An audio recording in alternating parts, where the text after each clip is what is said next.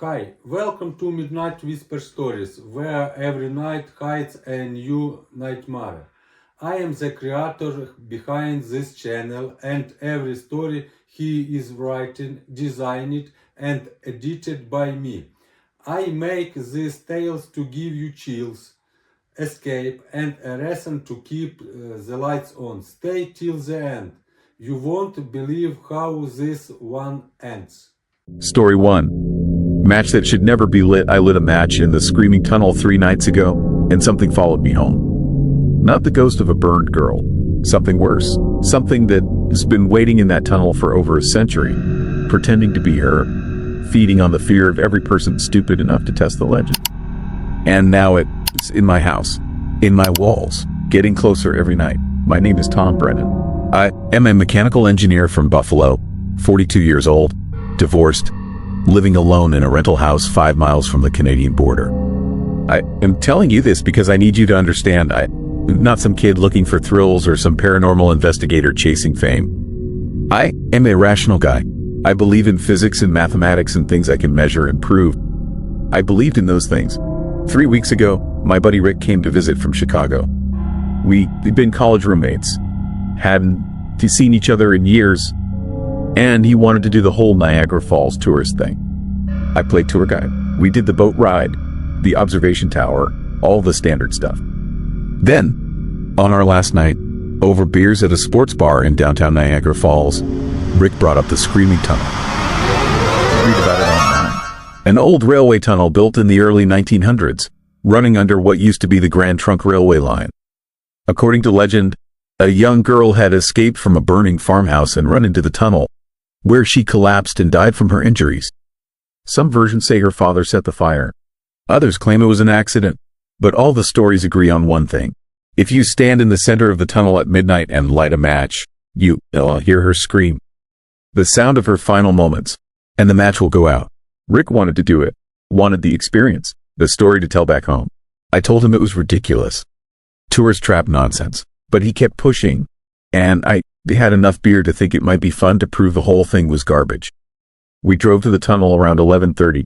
It's located in a weird spot, tucked away in a residential area near some sports fields. You wouldn't know it was there unless you were looking for it. Just a dark opening in an overgrown railway embankment, about 15 feet high and maybe 100 yards long. Graffiti covered the walls. Broken glass littered the ground.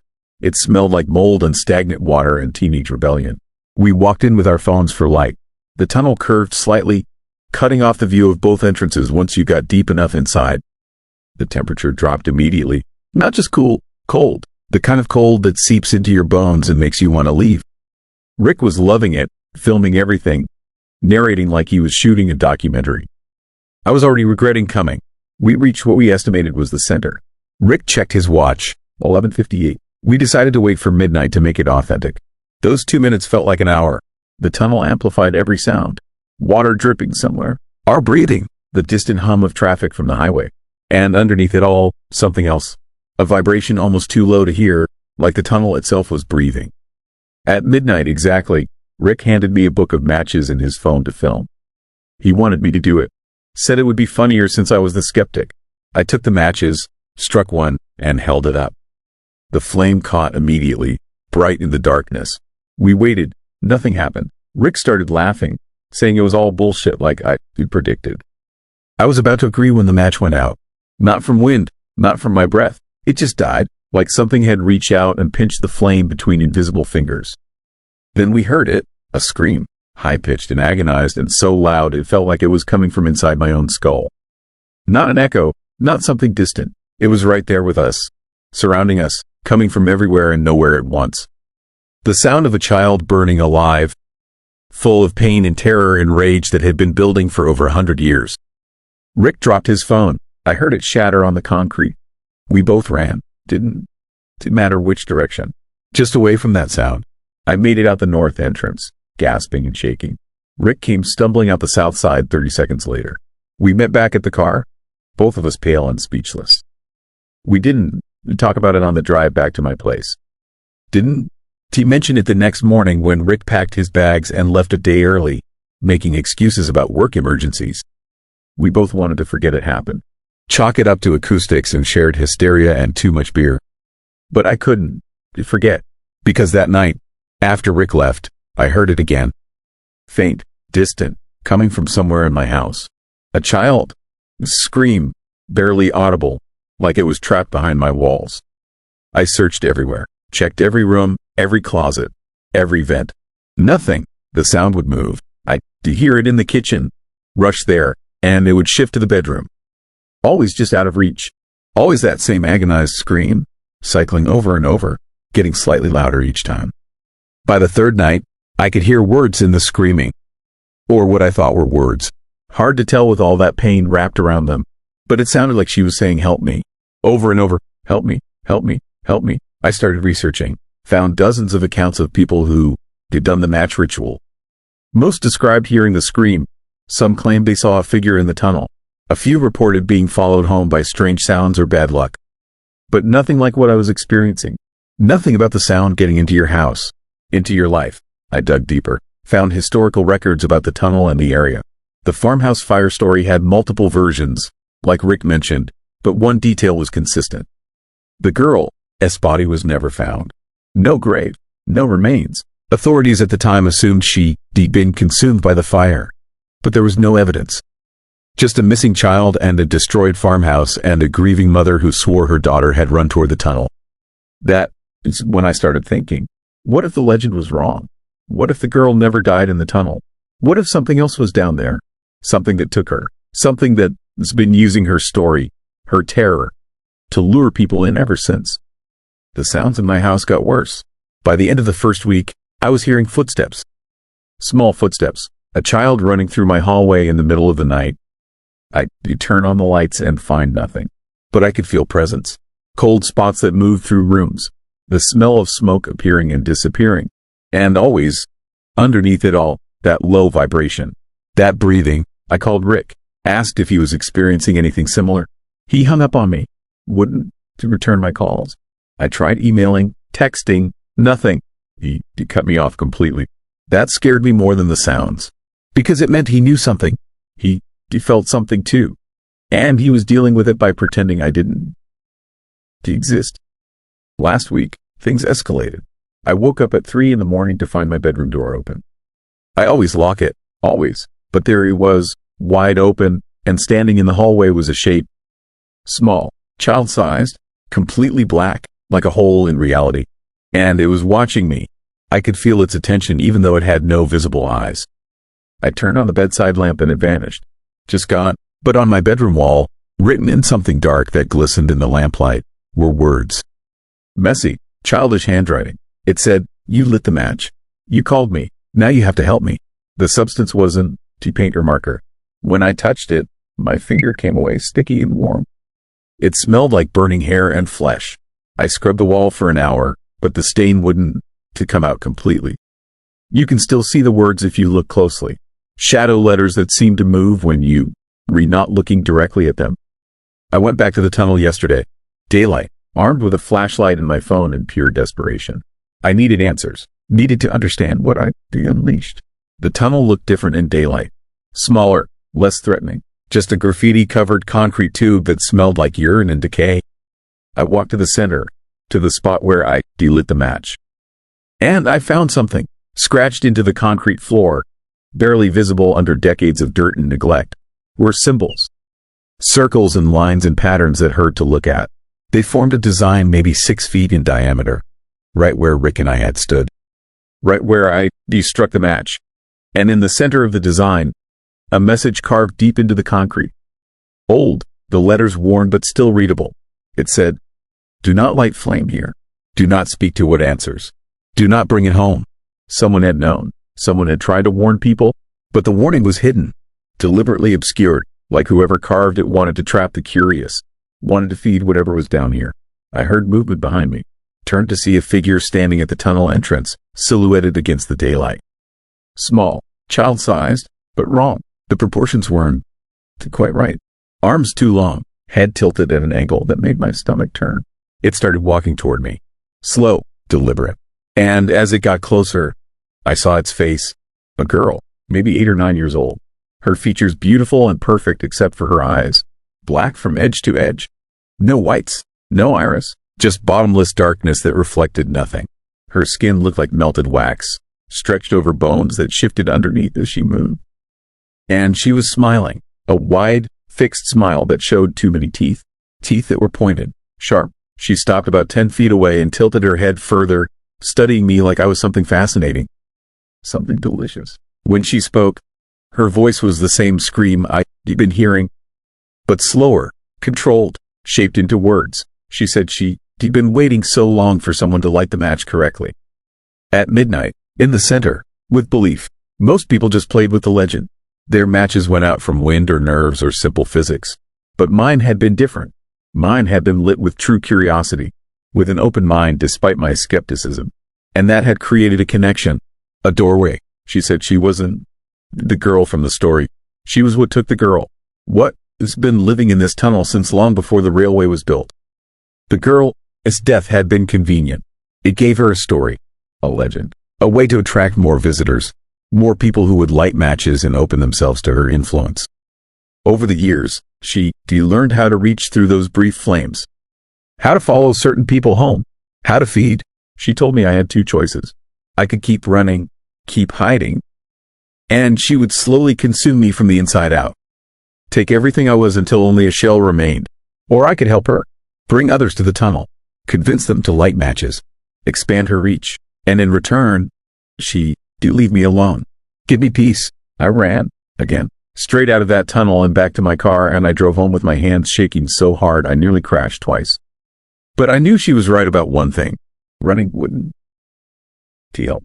She was already inside my house, inside my head, getting stronger every day. Last night was the worst yet. I woke to find her standing at the foot of my bed, fully visible, real. She reached out with one of those two long arms and touched my leg. Her hand was ice cold and burned at the same time. Where she touched me, the skin turned gray, dead, like frostbite and necrosis happening instantly. The mark is still there, spreading slowly up my calf. The doctors can explain it. They run tests, prescribed antibiotics and antivirals and steroids. Nothing works. The dead flesh is spreading at a rate of about an inch per day. At this rate, I'll reach my heart in 3 weeks. Unless I do what she wants. She visits every night now. Stands there watching me, waiting for my answer. Each time, the offer is the same. Help her or die slowly. Become her recruiter or become her meal. I'm running out of time. Running out of options. Part of me thinks I should go back to that tunnel. Light it on fire, collapse it, end whatever has been living there for God knows how long. But another part of me, the part that feels the cold spreading through my leg, that hears her whispers in every quiet moment, thinks maybe her offer isn't so bad. Maybe bringing others to the tunnel is the price I pay for being stupid enough to test a legend. So here, it's what I need to know from you, and I'm asking this seriously because I'm out of time and out of ideas. If you were in my position, if you accidentally opened a door to something ancient and hungry, would you sacrifice others to save yourself? Would you become the monster as helper to survive? Or would you let it take you, knowing that your death might prevent it from spreading further? Write your answer in the comments, because in 72 hours, I'm going back to that tunnel one way or another. Either to burn it down and die trying, or to start bringing others to light matches. And I honestly don't know which choice I am going to make. The gray is spreading, the whispers are constant, and she is standing in my doorway right now, smiling that terrible smile, waiting patiently for me to break. The screaming tunnel earned its name, but the scream I sent from a ghost. It is from everyone who has been foolish enough to light a match and find out what is really waiting in the dark. Don, to make my mistake, some legends are warnings, and some matches should never be lit. Story 2. What Mandy wants I need to tell you about the 3 days I spent cataloging items at the Quesnel Museum in British Columbia, and why I will never work with antique dolls again. My name does not matter. What matters is that I survived, and that Mandy is still there, waiting in her glass case for the next person who makes the mistake I made. I was a collection specialist, the kind of person museums hire to inventory their artifacts, photograph everything, update their databases. Tedious work that pays decently. I had done it dozens of times in small museums across Canada and the northern United States. The Quesnel job seemed straightforward. 200 items, 3 days. Nothing complicated. I arrived on a Monday morning in late September. The museum was small, tucked into a converted heritage building on the edge of town. The director, an older man named William with thick glasses and a nervous laugh, met me at the entrance.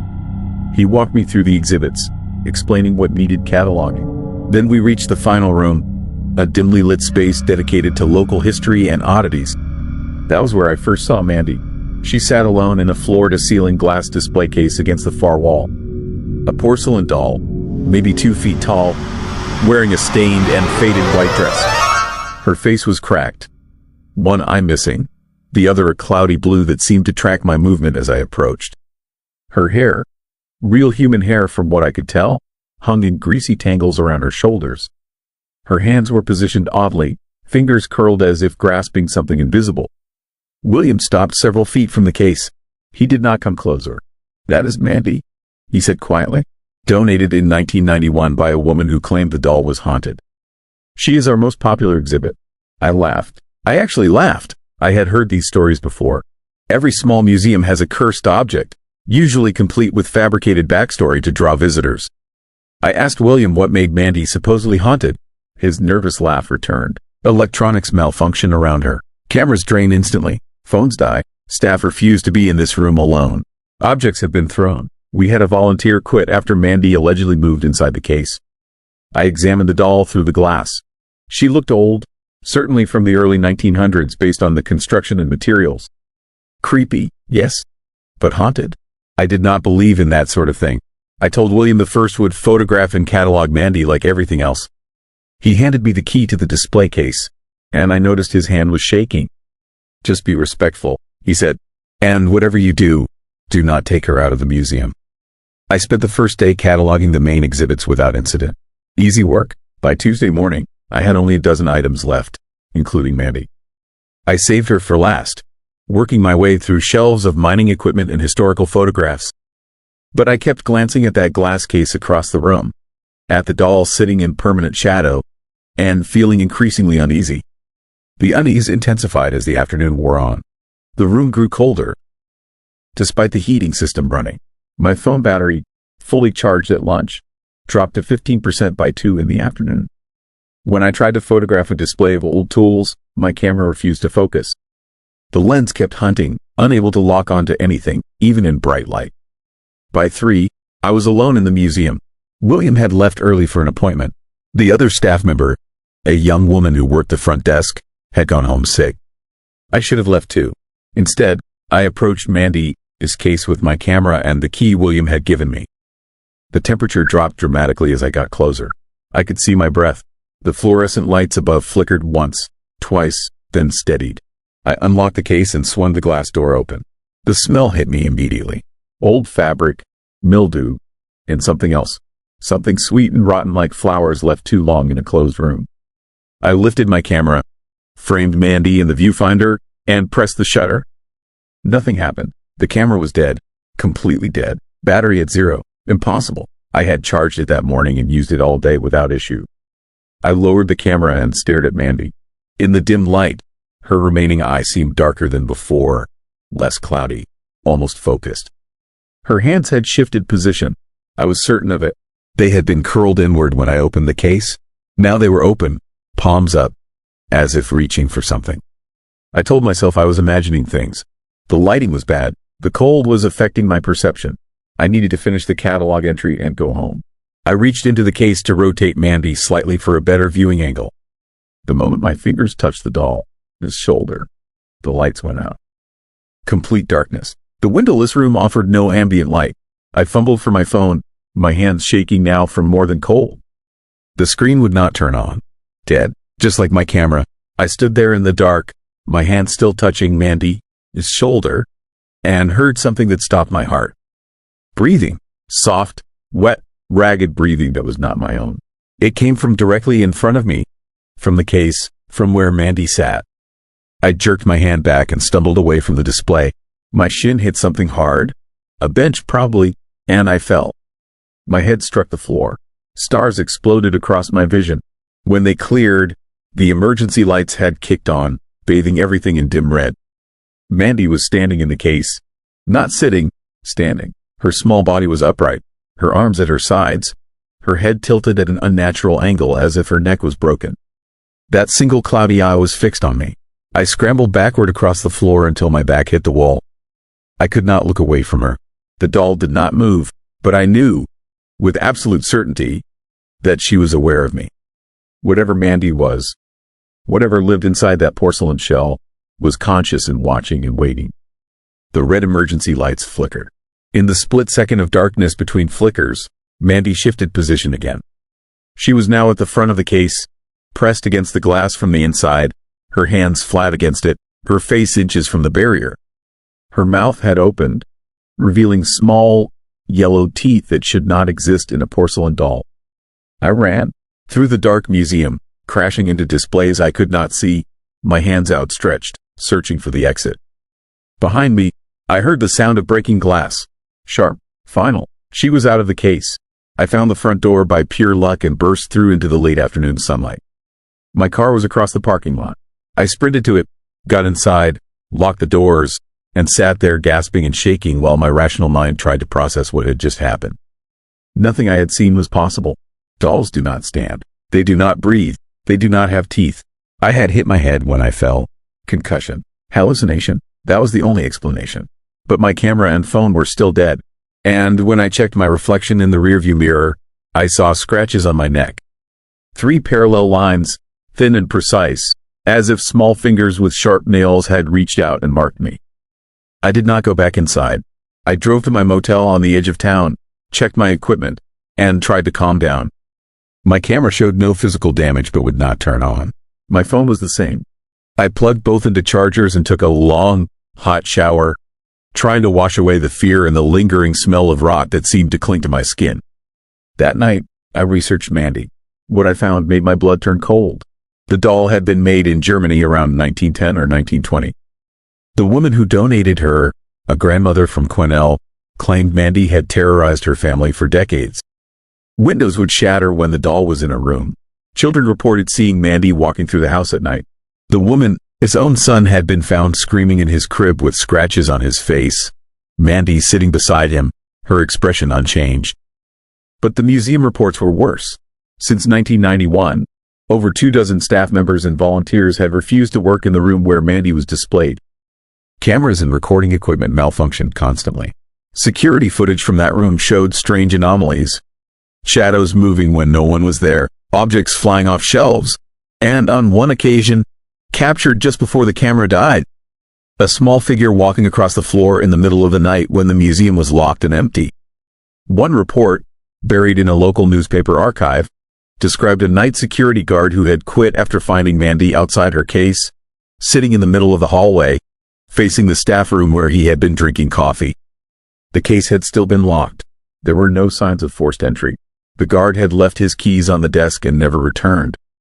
I did not sleep that night. Every small sound in the motel room made me jump. The scratches on my neck burned. And around 3 in the morning, my phone turned on by itself. No notifications, no messages, just the home screen, glowing in the darkness. I picked it up with trembling hands. There was one new photo in my gallery. A photo I had not taken. It showed the interior of the museum storage room. Poorly lit, slightly blurred. And in the center of the frame, sitting on a wooden crate, was Mandy. But this version of Mandy was different. Both eyes were present now, both dark and clear and focused. Her mouth was open wider, and inside, I could see something moving. Something wet and alive. I threw the phone across the room. It hit the wall and clattered to the floor. The screen stayed on, that image still visible, Mandy staring out from the small glowing rectangle. I turned on every light in the motel room and sat on the bed until sunrise, too terrified to close my eyes. At 7 in the morning, I called William. I explained that I had experienced a personal emergency and could not complete the cataloging job. He was silent for a long moment before speaking. Did something happen with Mandy? He asked quietly. I hesitated, then told him everything. The cold, the lights, the breathing, the broken glass, the photo on my phone. When I finished, William sighed heavily. You touched her, he said. That is what triggers it. Physical contact. She marks people, follows them. I should have warned you more clearly. I'm sorry. I asked him what he meant by follows. His answer made me want to vomit. People who have touched Mandy report seeing her after they leave the museum. In their homes, their cars. She appears in places she should not be. It usually stops after a few weeks. Usually, I checked out of the motel immediately and drove home to Seattle, a 10-hour trip that felt like an eternity. I kept checking my rearview mirror, expecting to see that small porcelain face staring back at me from the back seat. Every time I stopped for gas or food, I searched my car thoroughly. Nothing, but the feeling of being watched never left. That was 6 months ago. The scratches healed within a week. My camera and phone eventually started working again. I have not returned to Quesnel, and I turned down every museum job offer in Canada. I told my friends and family that I was taking a break from contract work, focusing on other projects. I did not tell them the truth, but Mandy has not forgotten me. Last week, I was reorganizing my office and found a small object on my desk that had not been there before. A button. Old. Porcelain, the kind used on antique doll clothes. It was sitting on top of my closed laptop, placed carefully in the exact center. I threw it away immediately, drove the trash to a dumpster 3 blocks from my apartment. But when I got home, it was back on my desk, in the same position. I threw it away again.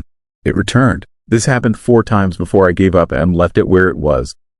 I do not know what Mandy wants. I do not know if she will ever stop watching me from wherever she is, from whatever dark place cursed objects go when they are not in their cases. But I know she is still aware of me, still connected to me through that single moment of contact 6 months ago. The Quesnel Museum still displays Mandy in her glass case. Visitors still come to see the famous haunted doll. The staff still refuse to be alone with her. And somewhere in their records is a note about a collection specialist who left the job unfinished after an incident with the doll.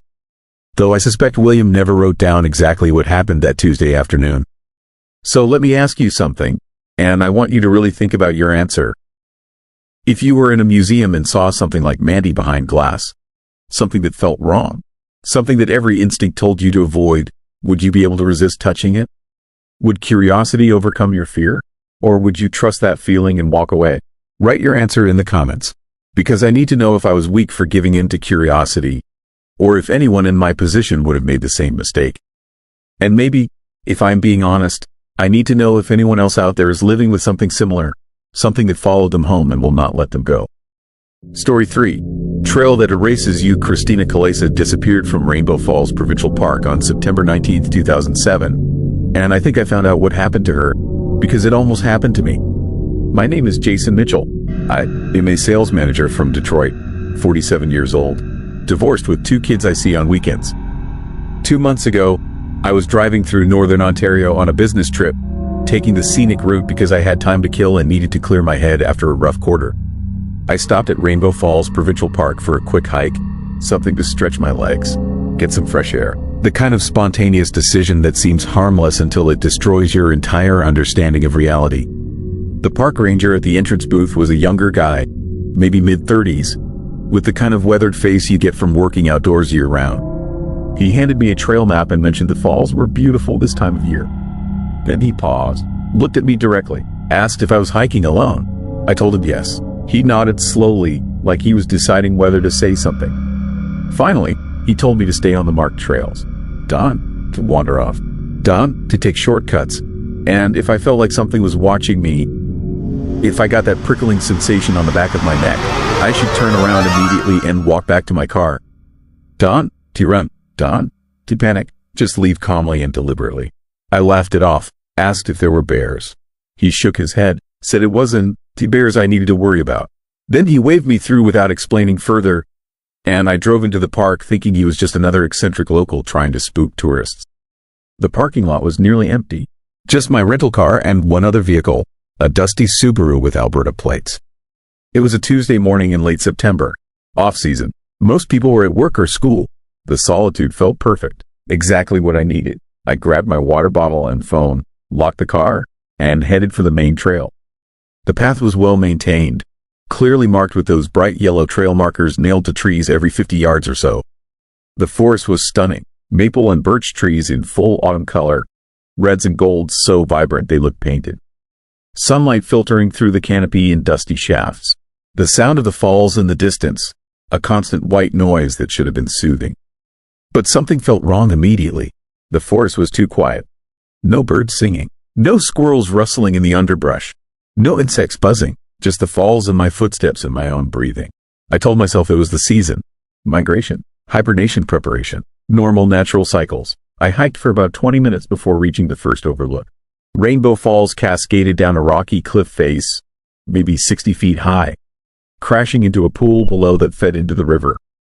Beautiful. Picture perfect. I took some photos, posted one to social media with a caption about finding peace in nature. All the standard stuff we do to pretend our lives are more meaningful than they are. That's when I noticed the other hiker. A woman, maybe in her 30s, standing on the trail about 30 yards past the overlook. She was perfectly still, facing away from me, staring into the forest. Something about her posture was off. Too rigid, like she was frozen mid-step. I called out a greeting. She didn't respond, didn't move.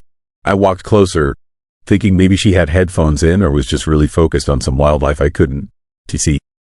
But as I got within 10 feet, I realized she wasn't breathing. Her chest wasn't moving. No rise and fall. Nothing. I reached out to tap her shoulder and she turned her head. Just her head. Her body stayed locked in that same position, facing forward, but her head rotated a full 180 degrees to look at me. Her eyes were completely white. No pupils, no iris, just milky blankness that somehow still conveyed awareness. Recognition. Her mouth opened and she made a sound I'll never forget. Not a scream, not words, a rattling, clicking noise like bones scraping together. Then she smiled. A wide, impossible smile that split her face nearly to her ears. I stumbled backward and fell hard on the trail. When I looked up, she was gone. Just vanished. No sound of footsteps running away. No rustling in the bushes. The trail ahead was empty, like she'd never been there at all. My rational mind tried to process it. Heat exhaustion, dehydration, some kind of seizure or hallucination. But I knew what I'd seen. That head turning, those white eyes, that smile. I grabbed my phone to call for help and realized I had no signal. None. Not even one bar. The phone showed full battery and no service, like the network had simply ceased to exist. I should have left then. Should have run back to my car and driven away and never looked back. But I didn't. Because spray painted on a tree next to where the woman had been standing was an arrow. Fresh paint, bright orange, pointing off the main trail into the forest. And underneath the arrow, spray painted in the same bright orange, was a name. Christina. My blood went cold. I knew that name. Everyone from this region knew that name. Christina Kalesa, the jogger who vanished from this exact park 16 years ago.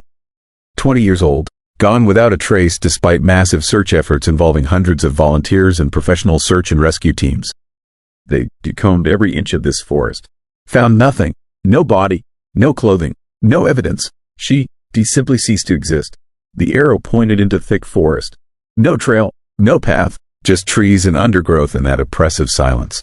Every instinct screamed at me to leave, but I thought about Christina, this family, about 16 years of not knowing, about the possibility that this arrow was some kind of clue, some sick joke or maybe a genuine lead. I followed it. The forest changed almost immediately once I left the marked trail. The trees grew closer together. The canopy thickened, blocking out more sunlight. The temperature dropped noticeably, and the silence deepened into something that felt physical, oppressive, like the forest was holding its breath. I walked for maybe 5 minutes before I found the next arrow. Same bright orange paint on a tree trunk, pointing deeper into the woods. And next to it, another name, Sarah. Below that, a date, August 2011. My hands started shaking. I pulled out my phone to document this, take photos, create evidence. But my camera wouldn't work. The app would open, show the viewfinder for a second, then crash. Over and over, like something was preventing me from recording what I was seeing. I found a third arrow, a fourth, each one accompanied by a name and date. Michael, June 2003. Jennifer, October 2015. David, March 2019.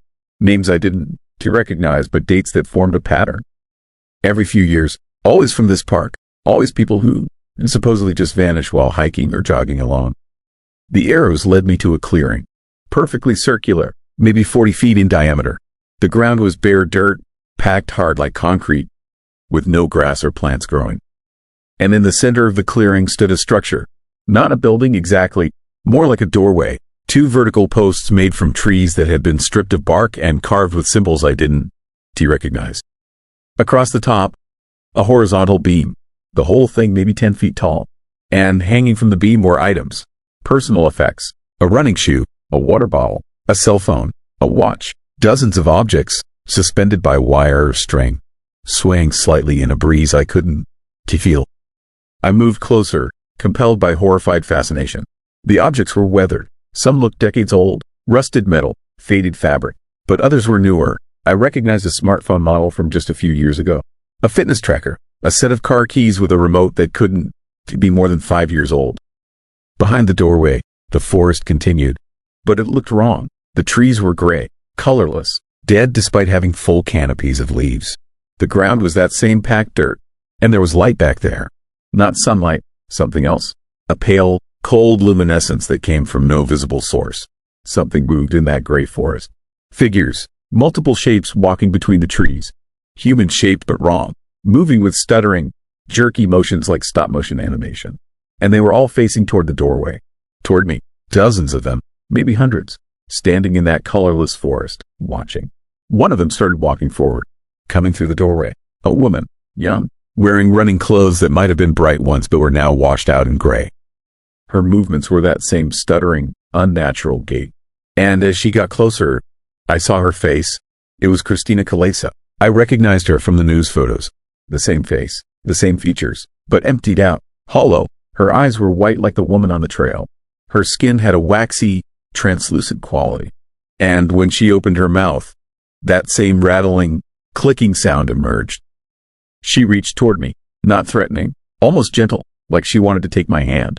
Lead me through the doorway into that gray forest where all those other figures waited. I ran, pure animal panic, no thought, no planning, just raw survival instinct screaming at me to get away from that clearing, that doorway, those empty people. I crashed through the undergrowth, branches whipping my face, roots trying to trip me. I didn't know which direction I was going. Didn't care, just away.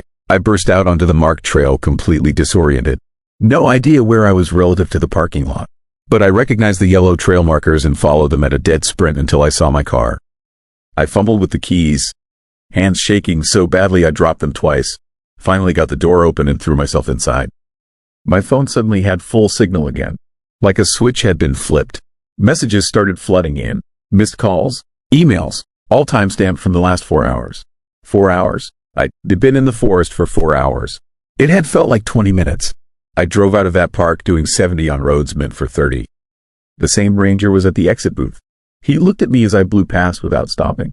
Our eyes met for just a second, and he nodded, slow, knowing, like he'd seen that exact expression on other faces before. I made it back to the highway, back to civilization, back to the world of gas stations and fast food and cell towers. But I couldn't shake what I'd seen. Couldn't rationalize it away as hallucination or panic attack or carbon monoxide poisoning. Because 3 days later, checking the news compulsively, I found an article. Hiker missing from Rainbow Falls Provincial Park. Name withheld pending family notification. Last seen entering the park alone Tuesday morning. Massive search underway. Tuesday morning, the same day I was there. The same Subaru with Alberta plates had probably belonged to them. And I knew they wouldn't find this person, just like they didn't find Christina, just like they didn't find any of the others whose names were painted on those trees. Because those people weren't lost. They'd been taken, pulled through that doorway into whatever gray, lifeless place existed on the other side. Trapped there, emptied out, added to the collection of hollow figures who waited in that dead forest. I reported everything to the Ontario Provincial Police, told them about the clearing, the doorway, the names, the coordinates as best I could remember them. They sent officers to investigate. Found nothing. No clearing, no carved doorway, no spray-painted names, just normal forest. They suggested I'd gotten disoriented. That stress and isolation can cause vivid hallucinations. They were very polite about it, but I know what I saw. And I know that doorway is still there, still open, still taking people who wander too far off the marked trails, still adding to its collection. I've been researching, found references to similar phenomena in folklore from around the world. Fairy doors, spirit gates, thin places where our reality brushes against something else. Places that lure people in and on, to let them go. The details vary, but the pattern is consistent. Isolated locations, missing persons with no evidence, a sense of being watched, and doorways that shouldn't to exist. Rainbow Falls Provincial Park covers over 1,200 acres. Miles of trails, thousands of visitors every year. Most have no problems. They hike, see the falls, take pictures, go home. But every few years, someone goes alone. Someone wanders off the marked path. Someone finds that doorway, or maybe the doorway finds them. I think about Christina Kalesa every day. About how she went for a morning jog in a beautiful park and never came home. About her family spending 16 years wondering what happened. About whether she is still aware somewhere in that gray forest, trapped in that hollow body, watching new victims approach the doorway. I think about how close I came. How if I had been just slightly more curious, just slightly less afraid, I might have taken Christina's hand and walked through. Become another name painted on a tree. Another missing person with no explanation. The park is still open, still operating. The ranger who warned me quit 2 weeks after my visit. I tried to contact him, wanted to ask what he knew, what he'd seen. But he left no forwarding information. Just vanished from his job and his apartment like he never existed. New people work there now. Younger, enthusiastic. They hand out trail maps and remind visitors to stay hydrated and carry bear spray. But they don't warn anyone about the real danger. About what waits in the forest. About the doorway that moves through the park like a predator. Setting up in clearings that appear and disappear. Leaving only spray-painted arrows and missing persons reports in its wake. I'll never hike alone again. Never take an unmarked trail. Never follow mysterious arrows painted on trees. But I know most people they have that knowledge. They have that warning. They'll see a beautiful park and think about fresh air and exercise and maybe getting away from their problems for a few hours. And some of them want to come back. So here is what I need to know. And I am asking this because I'm still trying to process what happened to me. If you were hiking alone and found yourself being led somewhere you knew you shouldn't to go, would you follow your curiosity or your fear? Would you investigate a mystery that could finally answer questions about missing people? Or would you run and let those questions remain unanswered forever? Drop your answer in the comments, because I still don't know if I made the right choice. I escaped, but Christina Kalesa and all those others are still out there. Still trapped, still waiting, and I did nothing to help them except run away and tell a story that no one believes. Rainbow Falls Provincial Park is open dawn to dusk, 7 days a week. The falls are beautiful, the trails are well maintained, and somewhere in those 1,200 acres, a doorway waits for the next person who wanders too far. Stay on the marked trails. Done to follow spray-painted arrows. Done to investigate clearings that shouldn't exist. And if you see figures in the forest wearing gray clothes and white eyes, done to let them take your hand. Because that forest doesn't let go. And once you walk through that doorway, you become part of the collection. Another hollow thing. Another name. Another person who went for a simple hike and erased themselves from existence. Christina went jogging on a Tuesday morning in September. Beautiful weather, safe park, simple decision, and she never came home. It could happen to anyone. It almost happened to me. And the worst part is knowing it is still happening. Still taking people, still feeding on our curiosity and our desire to help and our stupid belief that we're safe in daylight on marked trails in designated parks. We're not safe. Some places are hungry. And Rainbow Falls never stops eating. Story 4. Painter in the lake. The canoe was empty when I found it drifting past my dock at 3 in the morning. But the paddle was still moving through the water. I am an art appraiser from Boston, 44 years old. I spend my life evaluating paintings, determining authenticity, connecting collectors with pieces worth more than most people make in a lifetime. I thought I understood the line between art and reality, between creation and creator. Then I spent a week at Canoe Lake in Algonquin Park, and I learned that some artists never stop working, even after death. Tom Thomson drowned in that lake in July 1917. He was Canada's most celebrated landscape painter, a man who captured the wild beauty of the Canadian wilderness with a vision that bordered on obsession. He went out in his canoe one afternoon and never came back. They found his body 8 days later, tangled in fishing line, bloated and unrecognizable. The official verdict was accidental drowning, but the evidence told a different story. A bruise on his temple, air in his lungs, a fishing line wrapped around his leg with a precision that suggested intent. Murder was whispered but never proven. The case went cold. Thomson was buried twice, his body exhumed and relocated under circumstances that remain disputed to this day. Some say his remains are still in the original grave near the lake. Others insist he was moved to the family plot in Ontario. No one knows for certain. But what I know, what I learned during those 7 days in July, is that Tom Thompson never left Canoe Lake at all. I was there on business. A private collector in Toronto had acquired what he believed was an unknown Thompson sketch, a small oil study of Canoe Lake at sunset. My job was to authenticate it, and the collector, a theatrical man with more money than sense, insisted I do it on location. He rented me a cabin on the lake for a week. The same lake where Thompson had died, the same stretch of water he had painted obsessively in the months before his death. I arrived on July 7th, exactly 107 years after Thompson went missing. I did not know the significance of the date until later. The cabin was rustic but comfortable, situated on the north shore with a view across the lake to the pine forest beyond. The water was dark, stained with tannins from the surrounding bog. Even in daylight it looked black, reflecting the sky like a mirror that showed you something slightly different than what was really there. I spent the first 2 days studying the painting. The brushwork was consistent with Thompson's style. The color palette matched his known works from that period. But something about it felt wrong. The scene depicted Canoe Lake at sunset, the sky streaked with orange and purple, the water dark and still.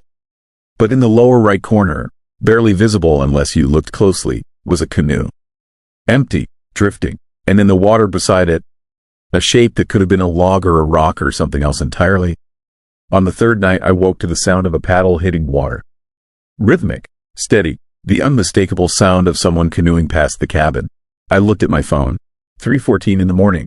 I went to the window and saw it. A canoe moving across the lake, silvered by moonlight, cutting through the water with purpose. But there was no one in it. The paddle moved by itself, dipping into the water on alternating sides, propelling the empty vessel forward. I watched for 10 minutes. The canoe circled the lake in a wide arc, moving faster than any normal paddler could manage, faster than the wind could push it. Then it disappeared into the shadows near the eastern shore, and the sound of the paddle stopped. I did not sleep the rest of that night. I told myself it was a trick of the light, a hallucination brought on by exhaustion. But the next morning I walked down to the dock and found something that made my rational explanations crumble. Wet paddle marks on the wooden boards, fresh, leading from the water's edge up to where I had been standing at the window.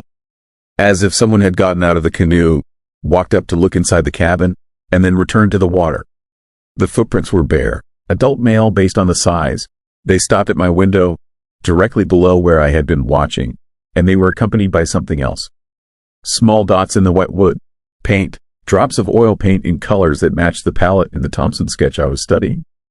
Crimson lake, cobalt blue, cadmium yellow. I contacted the collector and told him I needed more time. He was displeased but agreed. I spent day 4 researching Thompson's death, reading everything I could find in the local archives at the park office.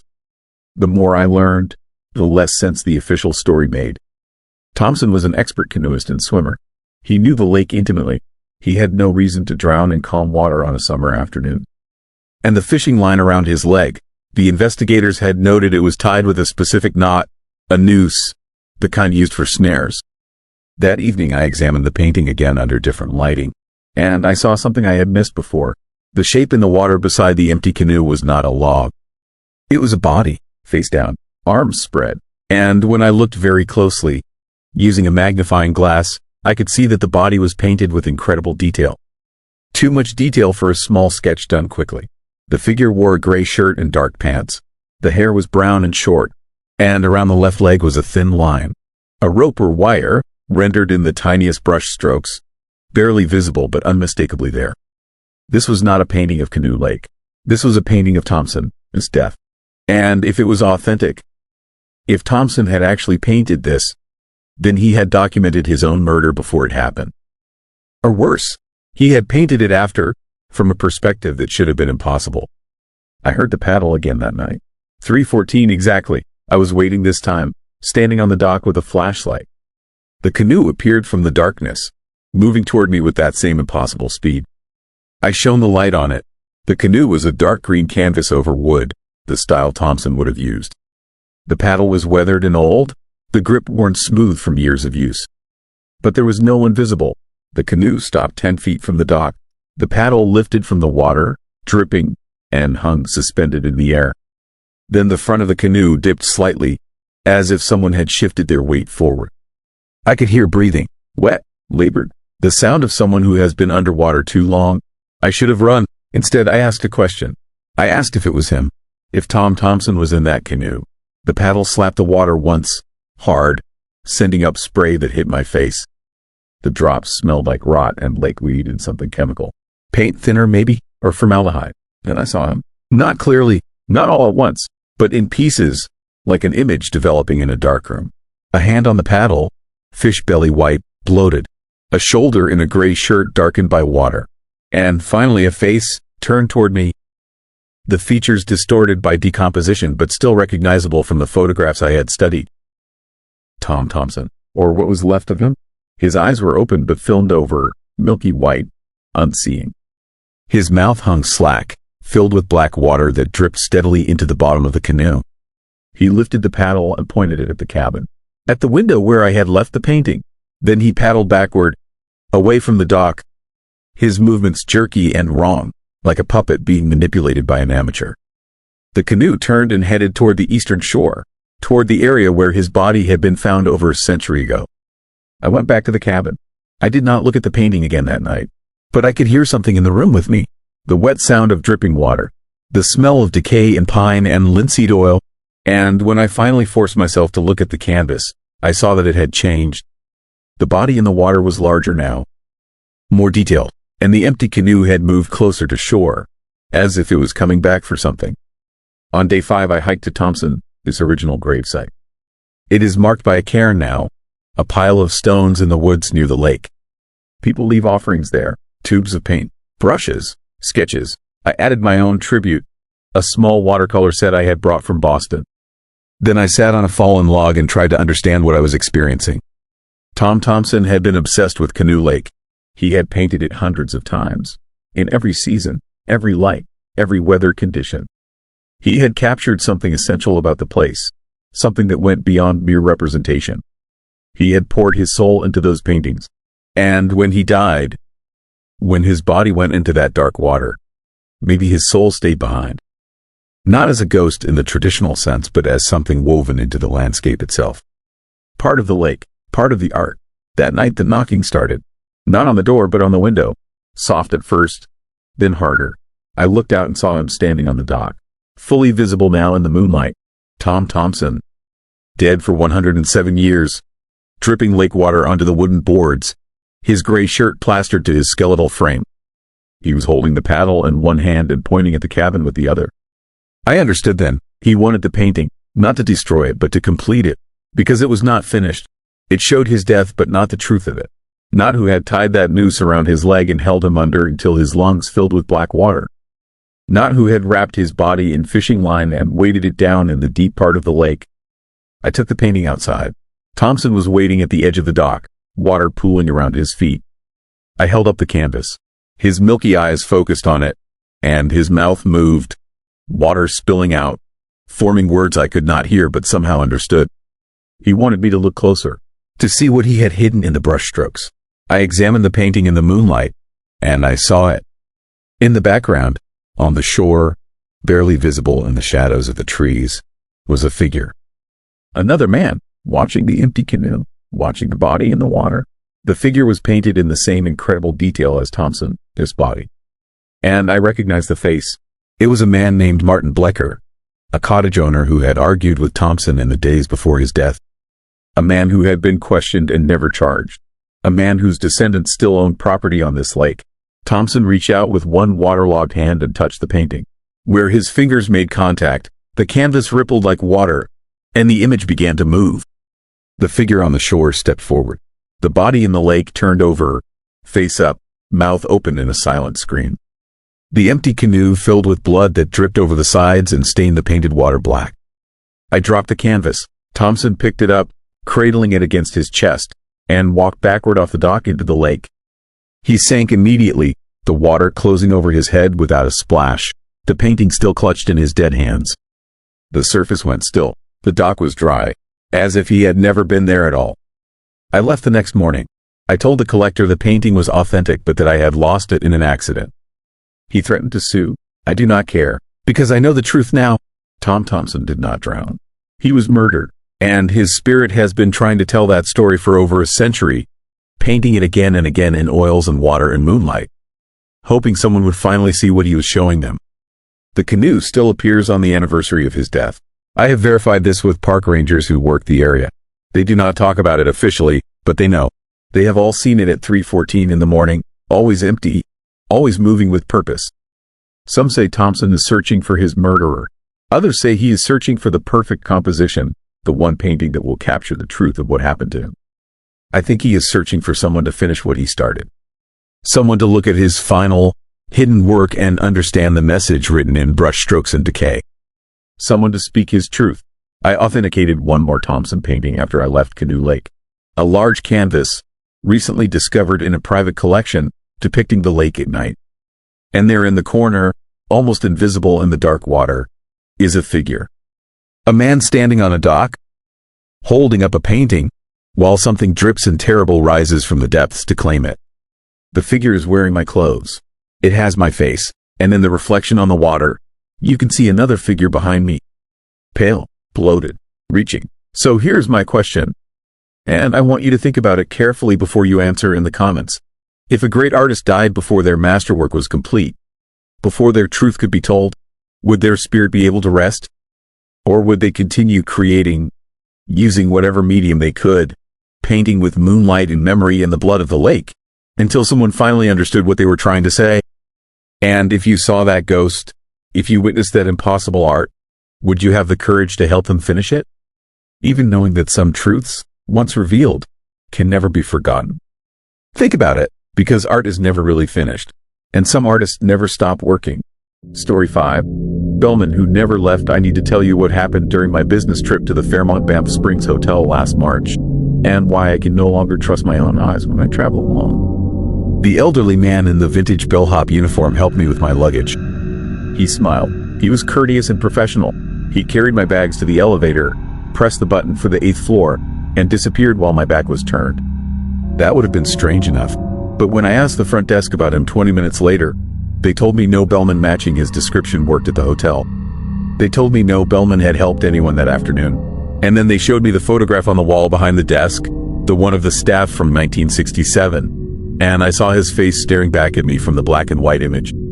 Same uniform, same kind of smile. The caption beneath read, Sam Macaulay, head bellman, 1959 to 1975. Died 1976. My name is David. I am a consultant for hotel chains, the kind of person who travels constantly, evaluating properties, reviewing operations, making recommendations. I have stayed in hundreds of hotels across North America. I know how they work. I know their rhythms and routines. I do not believe in ghosts, or I did not until Sam helped me with my bags. I arrived at the Fairmont on a gray Tuesday afternoon in late March. The spring ski season was winding down, and the hotel was only half full. Perfect timing for my evaluation. I pulled up to the main entrance, and before I could even turn off the engine, a bellman appeared beside my car. He was older, maybe 70, with white hair neatly combed and a crisp burgundy uniform that looked oddly out of date. The brass buttons gleamed. His name tag read Sam in elegant script. He opened my door with a slight bow and asked if I needed help with my luggage. His voice was warm, grandfatherly. I popped the trunk and stepped out, stretching after the 3-hour drive from Calgary. Sam moved with surprising efficiency for his age, loading my 2 bags onto a brass cart that also seemed old-fashioned, more ornate than the modern luggage carts I had seen at other properties. I followed him through the main entrance into the massive lobby. The Fairmont is a castle, all stone and timber and soaring ceilings, built over a century ago as a luxury resort for railway travelers. Sam moved through the space like he owned it, navigating around other guests, nodding to staff members who did not seem to notice him. I found that odd but assumed they were busy. At the elevator, Sam pressed the call button and turned to me with that same kind of smile.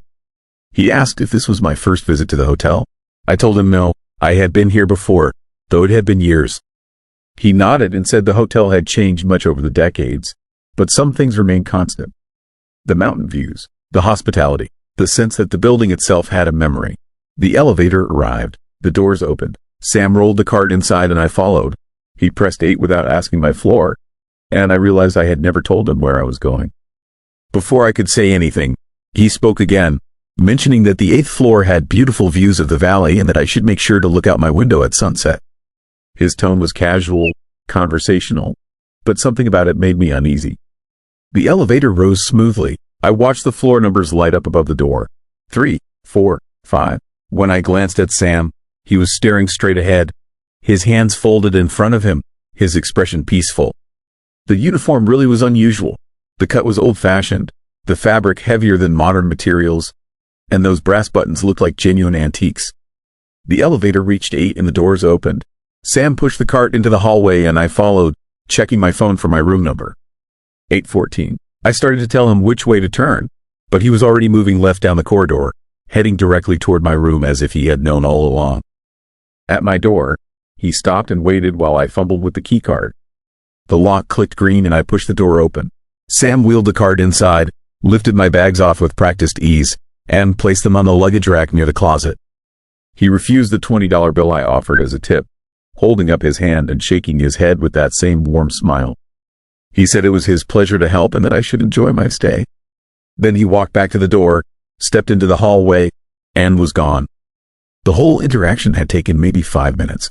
Normal, routine, except for the unusual uniform and his refusal of the tip. Nothing seemed particularly strange. I unpacked, set up my laptop, and started reviewing the hotel's operational reports. Around 4:30, I went downstairs to introduce myself to the manager and begin my evaluation. The front desk was busy with check-ins. I waited my turn, studying the lobby, noting details I would include in my report. That was when I noticed the wall behind the desk. It was covered with framed photographs, a history of the hotel told through black and white images. Staff photos from different decades, distinguished guests, special events. One photograph caught my attention. It showed a group of bellmen standing in front of the main entrance, dressed in those same old-fashioned burgundy uniforms I had seen earlier. The photo was dated 1967, and there, in the center of the group, was Sam. Same face, same kind of smile, looking exactly as he had looked 2 hours ago when he had helped me with my bags. My stomach tightened. I stepped closer to the photograph, studying it carefully. The resemblance was uncanny, but it could not be the same person. This photo was 58 years old. The man in the image would be in his 90s now at minimum, probably over 100. And the Sam I had met looked 70 at most. The manager, a polished woman named Jennifer, appeared beside me and introduced herself. I shook her hand absently, still staring at the photograph. I asked her about the history of the hotel staff, trying to sound casual. She explained that the Fairmont had employed hundreds of people over its long history, many of whom had worked there for decades. Family traditions of service. She seemed proud of this legacy. I pointed at the photograph and asked about the bellman. Jennifer smiled and moved closer, examining the image. She pointed out several individuals, sharing brief stories about their years of service. When she reached Sam in the center of the group, her smile faded slightly. "That was Sam McCauley," she said quietly. "Head bellman from 1959 until his retirement in 1975. He died the following year. But according to hotel legend, Sam loved the Fairmont so much that he promised to return after his death to continue helping guests." Jennifer laughed nervously, adding that it was just a story, of course, but that over the years many guests and staff had reported seeing an elderly bellman in a vintage uniform who appeared and disappeared without explanation. I felt the floor tilt beneath me. I gripped the edge of the desk to steady myself. Jennifer noticed and asked if I was feeling all right. I told her I needed some air and would meet with her later. She looked concerned but nodded and returned to her work. I walked outside into the cold mountain afternoon and tried to process what I had just learned. The man who helped me with my bags could not have been Sam McCauley. Sam McCauley had been dead for almost 50 years. But I had seen him, spoken to him, watched him carry my luggage and place it carefully on the rack in my room. He had been solid, physical, real, unless he had not been real at all. I spent the next hour walking the hotel grounds, trying to find rational explanations. Maybe the hotel hired actors to portray historical figures, creating an immersive experience for guests. Maybe I had imagined the whole thing, my mind playing tricks after a long drive. Maybe it was an elaborate prank. But none of these explanations felt right. Sam had been too real, too present, too detailed. That evening, I returned to my room and searched online for information about Sam McCauley. What I found made my hands shake as I scrolled through old newspaper archives and hotel history websites. Sam had worked at the Fairmont for 16 years before retiring due to a heart condition. He died 6 months later at age 72. According to several sources, Sam had told colleagues shortly before his death that he would miss the hotel terribly, that it had been his life, and that if there was any way to return, he would. One article quoted a longtime employee who claimed Sam had promised to come back and keep working, to never truly leave the place he loved. And then I found the reports, dozens of them, stretching back decades. Guests and staff describing encounters with an elderly bellman in a vintage uniform who appeared without being called, helped with luggage, offered directions, and then vanished. Some reported seeing him multiple times during their stay, others only once, but the descriptions were consistent. White hair, kind smile, burgundy uniform with brass buttons. Name tag reading Sam. The reports were detailed and specific. In 1983, a family checking in late at night claimed Sam had helped them to their room, chatted pleasantly about the hotel, its history, and then walked into the elevator that had not yet arrived, disappearing as the doors opened moments later. In 2006, a businessman swore Sam had retrieved a forgotten briefcase from his car in the middle of the night, returning it to his room before the man had even realized it was missing. The most recent report was from 3 months ago. A couple celebrating their anniversary described an encounter nearly identical to mine. Sam had helped with their bags, refused a tip, and vanished in the hallway. When they asked about him at the front desk, they were shown the same photograph I had seen and told the same story. I did not sleep well that night. Every sound in the hallway made me jump. I kept expecting to hear a knock at my door, to see Sam standing there with that warm smile, asking if I needed anything. Around 2 a.m, I got up for water and noticed something on the luggage rack that had not been there before. My bags had been rearranged. Not drastically, but noticeably. The larger suitcase was now on the left instead of the right. Both zippers were closed, though I had left them partially open. And sitting on top of the smaller bag was a small brass button, identical to the ones on Sam's uniform. It was old, tarnished, with a raised pattern of the hotel's original logo from the early 20th century. I did not touch it. I turned on all the lights and sat in the desk chair until sunrise, watching that button, half expecting it to move or disappear. It did neither. It just sat there, solid and real and impossible. The next morning, I showed the button to Jennifer. Her face went pale. She held it carefully, turning it over in her fingers, and then looked at me with an expression I could not read. "This is from the original bellman uniforms," she said slowly. "We have a few in our archives, but they are locked away. No one should have access to them." She asked where I had found it. When I explained, she set the button down on her desk and stepped back. I finished my evaluation that day and checked out early the following morning. I told Jennifer the hotel was operating at exceptional standards, which was true. I did not mention Sam in my official report. How could I? How do you tell a corporate client that their flagship property employs a ghost? But I cannot stop thinking about that encounter, about Sam. His kind of smile and careful movements in the way he seemed to know exactly where I was going before I told him. About the button sitting on my luggage at 2 a.m. in a locked room. About the fact that dozens of people over 5 decades have reported the same experience, and no one can explain it. The rational part of my mind says there must be an explanation. That I missed something obvious. That the hotel is perpetuating an elaborate marketing scheme. But I know what I saw. I know what I felt. Sam McCauley helped me with my bags. Sam McCauley, who died in 1976 and promised to return. I have stayed in hotels all over North America since that trip. I have never seen Sam again, but I keep the brass button in my laptop bag, and sometimes, when I am standing in a hotel lobby waiting to check in, I find myself looking for a familiar face in a burgundy uniform. Part of me hopes I never see him again. Another part hopes I do, because if Sam is real, if ghosts are real, then death is not the end of everything. We can keep our promises even after we are gone. The Fairmont Banff Springs still stands in the Canadian Rockies, still welcomes guests, still employs dozens of staff members who know nothing about Sam or choose not to talk about him. But the photograph remains on the wall behind the front desk, and the stories continue. Just last month, I read an online review from a guest who described being helped by an unusually kind elderly bellman who refused a tip and seemed to vanish into the elevator. The reviewer joked about the hotel having the best customer service they had ever experienced.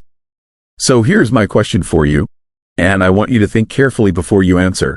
If you stayed at a hotel and someone helped you, someone who seemed real and solid and kind, and then you discovered they had been dead for decades, would you be terrified? Or would you feel comforted knowing that some people love what they do so much that not even death can make them stop? Write your answer in the comments, because I honestly do not know how I feel anymore, and I need to know if anyone else would understand why I kept that brass button.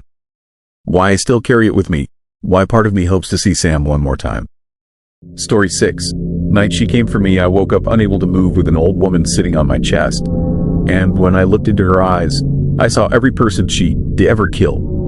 My name is Robert Kellerman. I am a freight broker from Ohio, 45 years old, handle shipping logistics for manufacturing companies across North America. Normal guy, normal life. I drive a Silverado, watch football on Sundays, take my coffee black.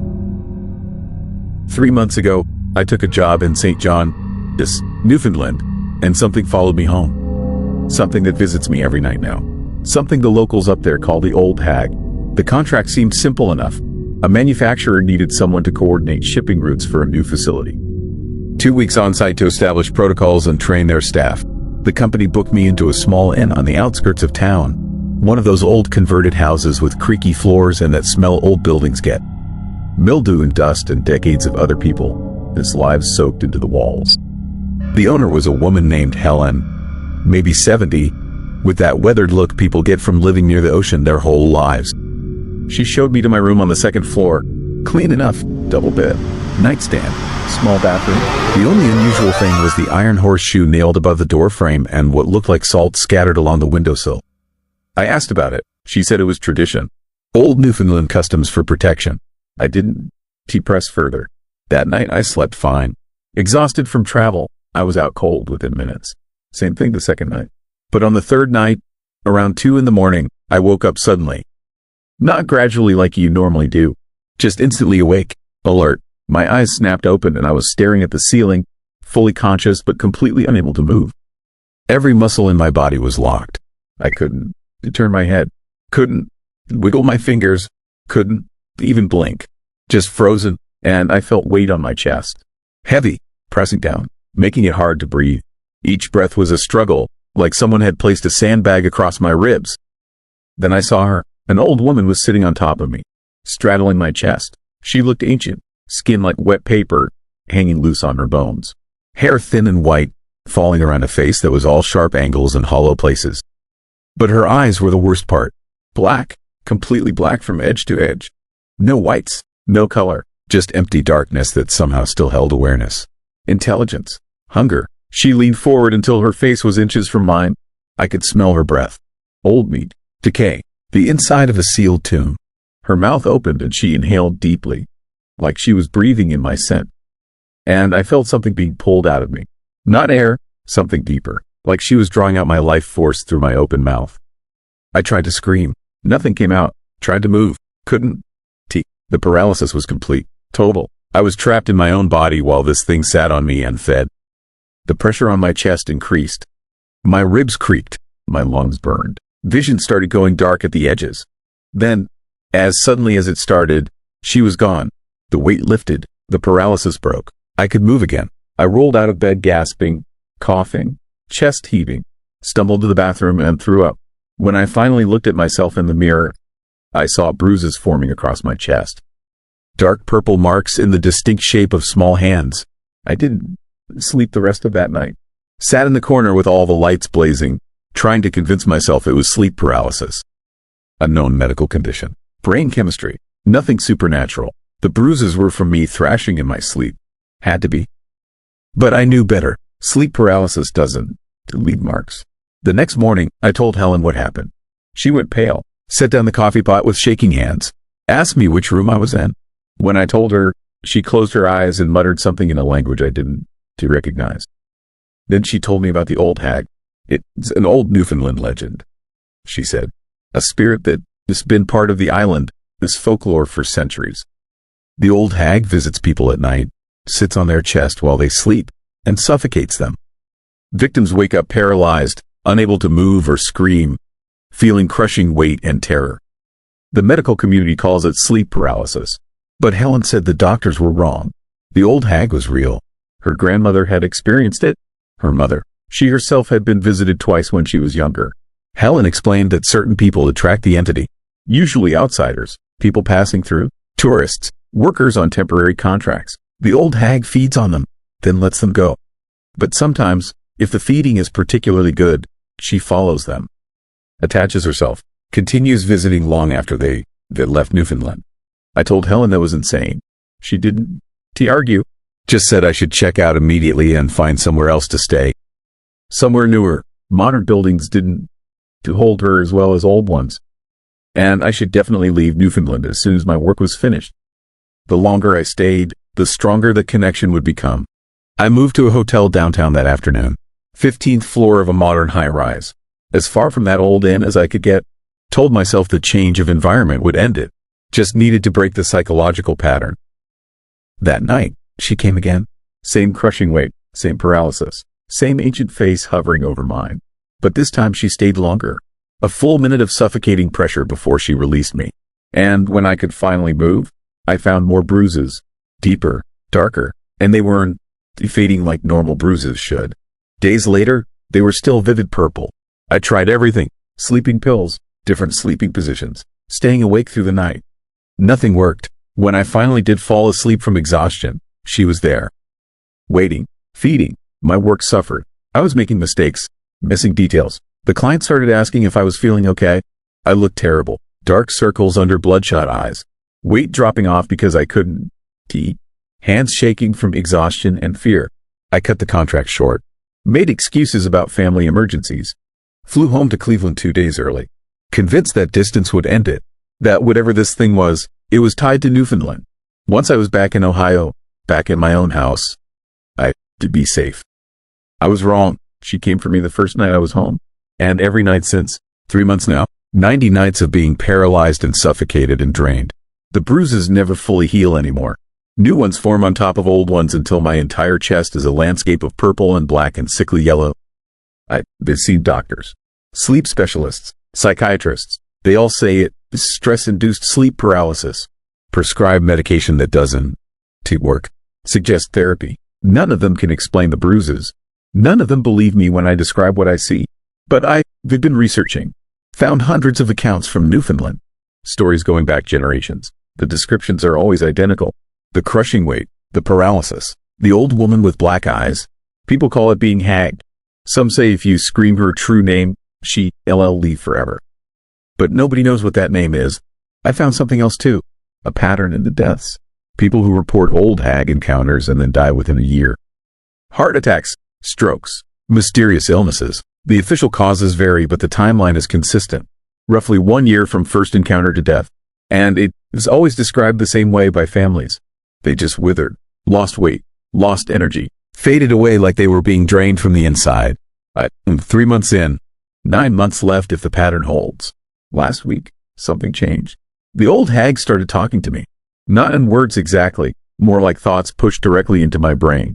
She told me her story, showed me her memories. She was human once, hundreds of years ago. A woman accused of witchcraft in an isolated Newfoundland settlement.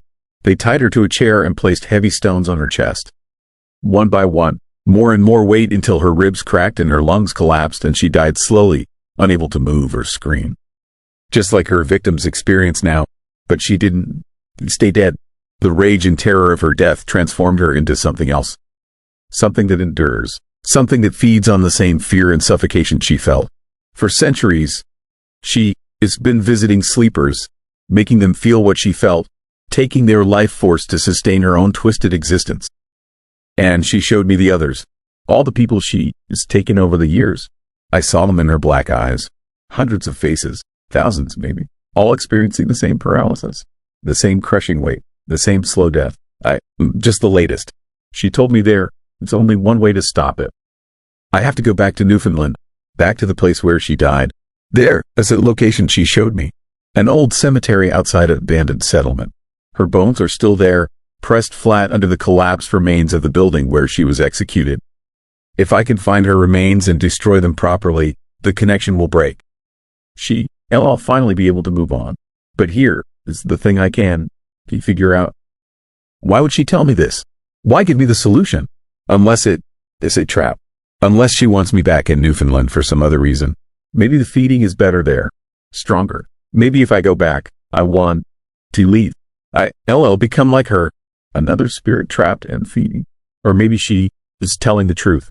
Maybe after centuries of inflicting her death on others, she is finally tired. Finally wants release. And the first person strong enough to survive long enough to help her. I don't know which is true, but I am running out of time. The nightly visits are getting worse. She stays longer each time. Takes more. I can feel myself weakening. My heart rate is irregular. My blood pressure is dangerously low. The doctors say my organs are showing signs of stress consistent with chronic oxygen deprivation. They explain why. They booked a flight to St. John. That's for tomorrow. Rented a car. Researched the location she showed me. It exists. An old cemetery near a settlement that was abandoned in the 1800s after a series of mysterious deaths. Local historians say the place has always had a dark reputation. People avoid it. I'm going anyway. Taking a shovel, taking salt and iron and everything the folklore says can protect against spirits. I'll find her bones. I'll do whatever is necessary to end this.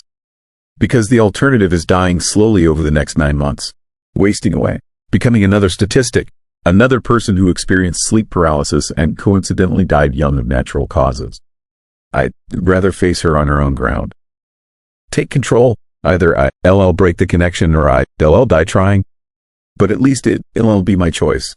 My terms. Part of me wonders if that is what she wants. If this has all been manipulation. Drawing me back to Newfoundland.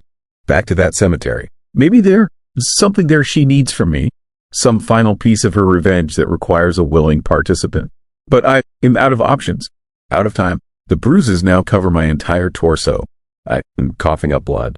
My body is shutting down. If I don to act now, I want to be strong enough to act at all. So tomorrow I fly north. Back to where this started. Back to face the old hag in whatever form she truly takes. And either I'll end this curse or I'll become part of it. Another ghost story. Another warning ignored by the next person who visits Newfoundland and wakes up with something sitting on their chest. Helen from the inn sent me a message last week. Another guest reported an encounter. Same room I stayed in. Same crushing weight. Same old woman. They checked out immediately. She is thinking about closing that room. Sealing it off. But she knows it won to help. The old hag isn't tied to the room anymore. She roams. Hunts. Feeds wherever she finds suitable prey. And I brought her to Ohio. The vector. The carrier. How many other people in Cleveland are now experiencing what I'm experiencing? How many have woken up paralyzed with unexplained bruises? I might have infected an entire city with an ancient Newfoundland curse. That guilt drives me as much as self-preservation. I have to end this. For me. For everyone she might visit through me. For all the future victims if she continues spreading. The flight leaves at 6 a.m. By tomorrow night, I'll either be free or I'll be dead. Maybe both. Maybe neither. Maybe I'll discover something worse than either option. But I'm done being a victim. Done waiting for her to drain me completely. If the old hag wants me, she can have me. On my terms. In her territory. I'll see who's stronger.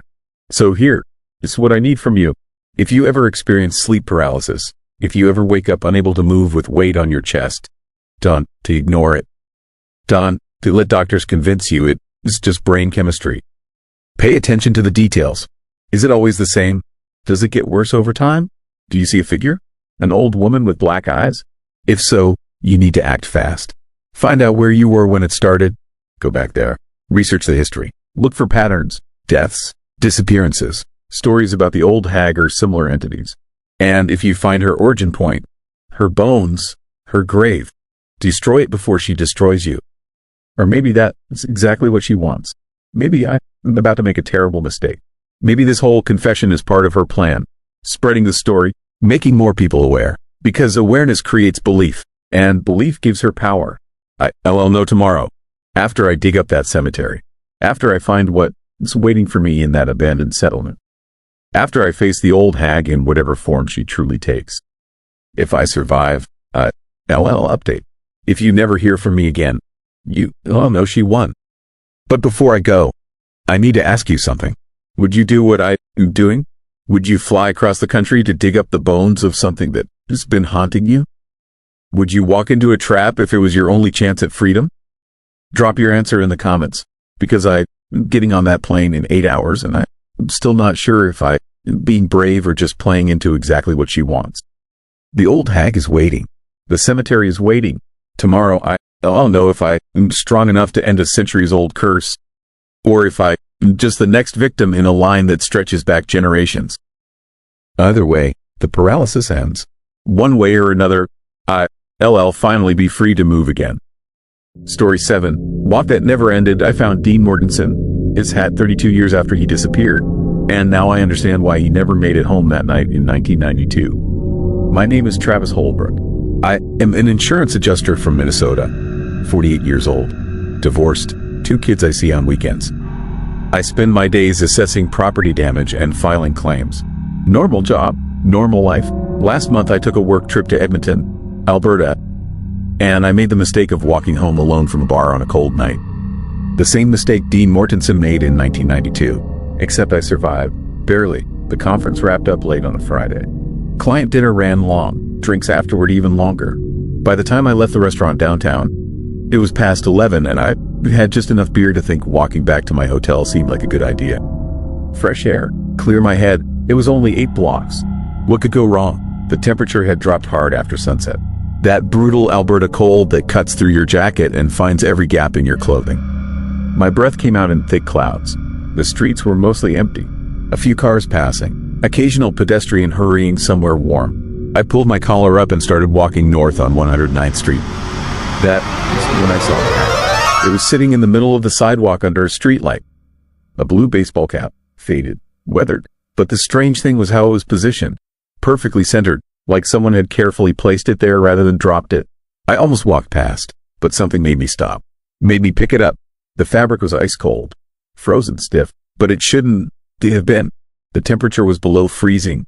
Sure, but not cold enough to freeze cloth solid that fast. And when I turned it over, I saw writing inside the band. Faded marker, almost illegible, but I could make out a name. Dean Mortensen. My stomach dropped. I knew that name. Everyone from this region knew that name. Dean Mortensen was a University of Alberta student who vanished in January 1992 after leaving a party. He'd been walking home. Should have been a 10-minute walk. He never arrived. The only thing police ever found was his blue baseball cap on 109th Street. No other trace. No body. No evidence. Just a hat and a mystery that went cold 3 decades ago. But this couldn't be the same hat. That hat would be in an evidence locker somewhere, or returned to his family. This had to be a replica. Some kind of memorial or tribute left by someone who remembered the case. Except the hat felt wrong. The cold radiating from it was unnatural. And the air around me had changed. Gotten thicker, heavier, like atmospheric pressure dropping before a storm. I looked up and realized the street was completely empty now.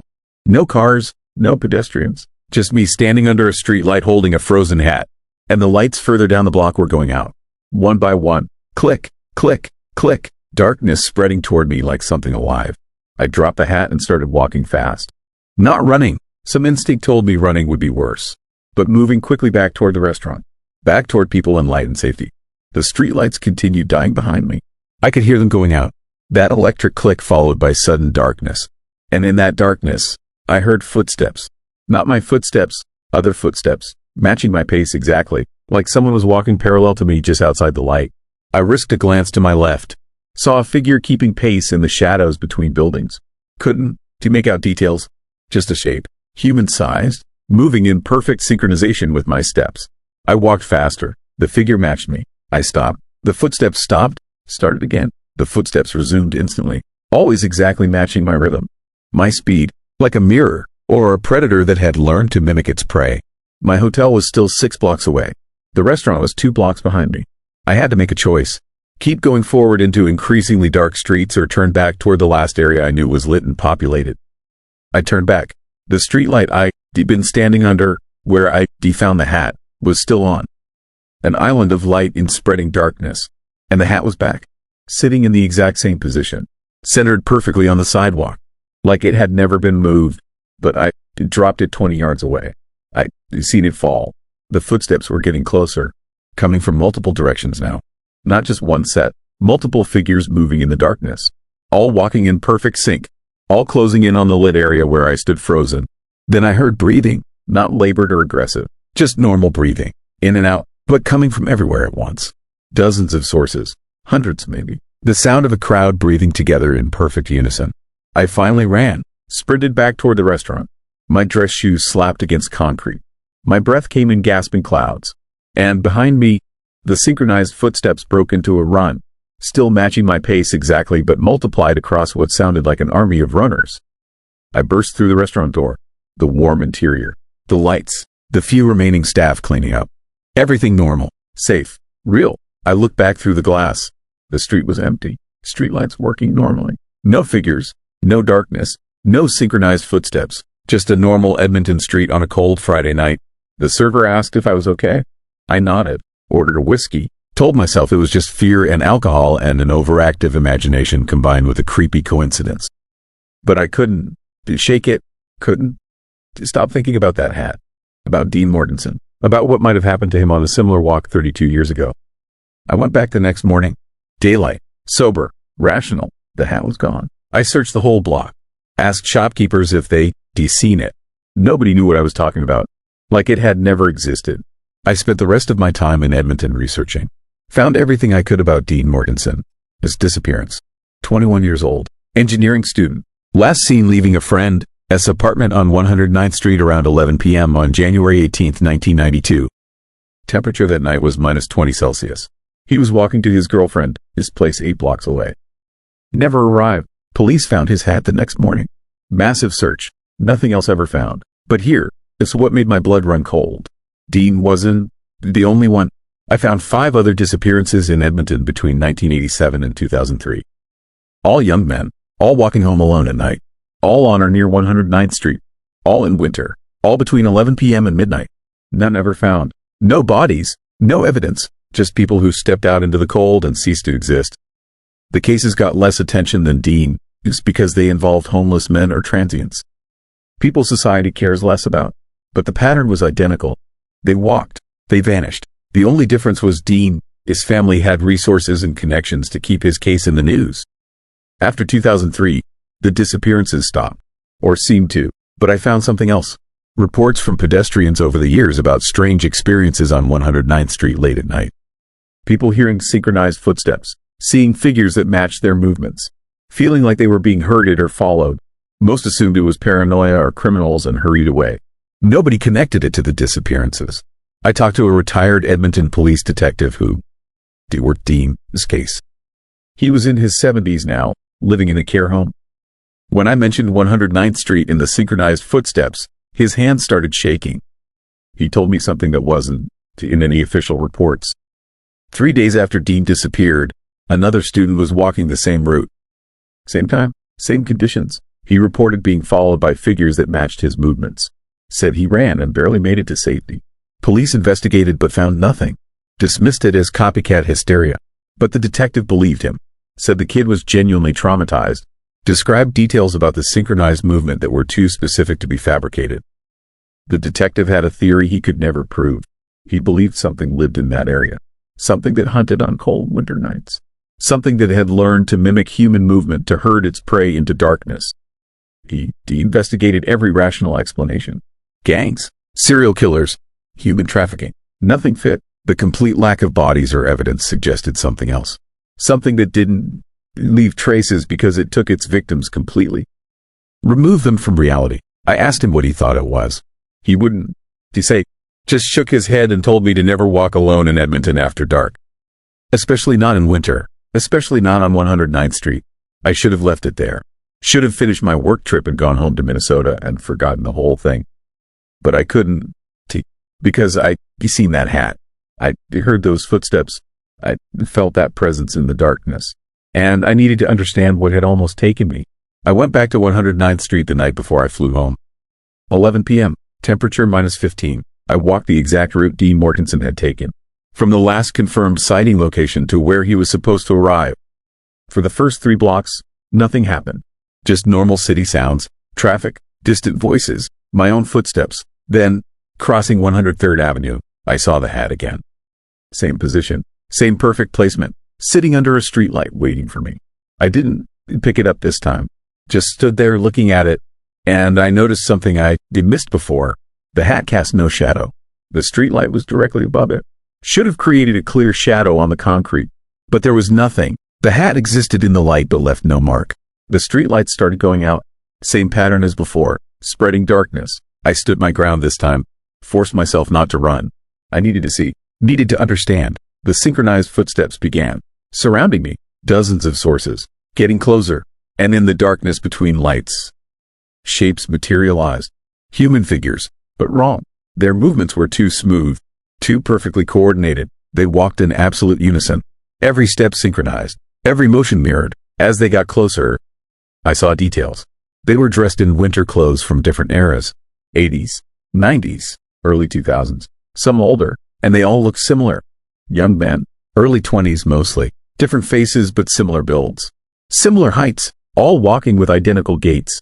Then I recognized one from missing person posters I found in my research. Marcus Webb disappeared in 1995. He was walking in the same synchronized pattern as the others. Same blank expression, same mechanical movement. They weren't chasing me. They were showing me. This was the collection. Everyone who had been taken on these streets over decades, maybe longer, all trapped in this synchronized walk, this eternal repetition. And they weren't dead. They were still here, still walking, still existing in whatever space this was between the darkness and the light. The figure at the front stopped, 3 feet from me, and I recognized him. Dean Mortensen, older than his pictures, aged 32 years in whatever place he'd been trapped. His eyes met mine, and for just a second, I saw recognition, awareness, a plea. He mouthed 2 words, "Help us." Then the lights came back on. All at once, the figures vanished. The street was normal again. Traffic passing, a couple walking their dog. Everything ordinary, but the hat remained. And this time, when I looked closely, I saw other hats scattered along the block. Different styles, different eras, all positioned perfectly under streetlights, all casting no shadows, markers of the taken, memorial cairns that only appeared at night when conditions were right. I grabbed my phone and called the Edmonton police, told them everything. They listened politely, said they'd send an officer to check it out. But I could hear the skepticism, the unspoken assumption that I was drunk or crazy or both. Nobody came. When I went back an hour later with a police escort, I finally convinced to humor me. The hats were gone. The officer saw nothing unusual, suggested I get some sleep, offered to call me a cab. I flew home the next day, but I can't stop thinking about what I saw, about Dean Mortensen, his eyes, about the others trapped in that synchronized walk, about the pattern continuing for decades with nobody connecting the pieces. They contacted Dean, his family. His mother is still alive, still hoping for answers after 32 years. I told her everything. She believed me, said Dean had called her before he disappeared that night. Told her he felt like he was being followed. She told him to go back, find somewhere public. He said he was almost at his girlfriend's place, just a few more blocks. That was the last time she heard his voice. She asked me what I thought happened, what took her son. I couldn't answer, because I don't. Do you know what that thing is? That presence in the darkness. That force that takes people and traps them in eternal repetition. It is not a ghost, not a killer, not anything I have words for, but it is still there, still hunting, and I think it is getting stronger. The disappearances might have paused after 2003, but that doesn't mean it stopped. Maybe it is being more careful, taking people less likely to be missed, or maybe it's been feeding on near misses. People like me who got close enough to sense it but escaped. Each encounter feeding it slightly, building its power. I had nightmares for 2 weeks after I got home. Same dream every night, walking on 109th Street, seeing the hats, hearing the synchronized footsteps. But in the dreams, I dawn to escape. I join the collection, start walking in sync with the others, trapped in perfect coordination, unable to stop, unable to deviate, just walking forever in the darkness between streetlights. Then the dreams stop, but something worse started. I've been seeing him, Dean Mortensen, standing at the edge of crowds, always at the periphery of my vision. When I turn to look directly, he is gone. But I feel him watching, waiting. I think I brought something back with me. Some connection, some thread linking me to that place, that synchronized collective. And I am terrified it's getting stronger. That one night I'll go to sleep in Minnesota and wake up walking on 109th Street, joining the others, becoming part of the pattern. Last night I heard footsteps outside my house, perfectly synchronized, multiple sources, all matching each other exactly. I looked out the window, saw nothing, but the footsteps continued for an hour, walking back and forth, like something was pacing, learning the layout, preparing. So here is what I need to know. And I am asking because I'm running out of options and I need to understand what I'm dealing with. If you were being haunted by something you escaped, something that wants to pull you back into its collection, would you go back and try to free the others? Would you risk becoming trapped yourself to save people who have been lost for decades? Drop your answer in the comments, because I am seriously considering flying back to Edmonton, going back to that street, trying to break whatever holds them. But I don't know if that is bravery or just the thing calling me back to finish what it started. Dean Mortensen walked 8 blocks on a cold night and vanished completely. The only trace was his hat, but he is not gone. He is still there, still walking, still trapped with the others in that synchronized nightmare. And every night, lying in bed, I hear those footsteps getting closer, feel that pull getting stronger. Wonder how long before I stop fighting and just start walking in perfect coordination with all the others who thought they could make it home safely on a cold night in Edmonton. The walk never ends. You just join it and keep walking forever. Story 8. Chambermaid who never left the bed was turned down when I returned to my room at midnight, but housekeeping had stopped service hours ago. I am a hotel consultant from San Francisco, 47 years old. I evaluate luxury properties, assess their operations, and recommend improvements to maximize guest satisfaction and profit. I have stayed in hundreds of hotels across North America and Europe. I know the rhythms of a well-run establishment, and I know when something is deeply, fundamentally wrong. What I experienced at the Empress Hotel in Victoria taught me that some staff never clock out. Some employees continue their duties long after death claims them. The assignment was straightforward. The Empress needed an independent evaluation of their guest services ahead of a major renovation. 3 nights in different room categories, observing operations, speaking with staff, documenting everything. The hotel had a reputation for excellence, but also for something else. Stories, whispers among hospitality professionals about the 4th floor, about a presence that rearranged rooms and appeared in mirrors and watched guests from the shadows. I dismissed it as marketing. Every old hotel has ghost stories. The Stanley in Colorado, the Roosevelt in Hollywood. It drives tourism and gives guests something to talk about. But the Empress stories were different. They were told quietly by staff members who looked genuinely uncomfortable. And they all involved the same figure. A woman in an old-fashioned uniform. A chambermaid named Kate who died of a broken heart in 1907 and never stopped working. I checked in on a Thursday afternoon in late September. The Empress is magnificent. A grand chateau-style building overlooking Victoria's Inner Harbor.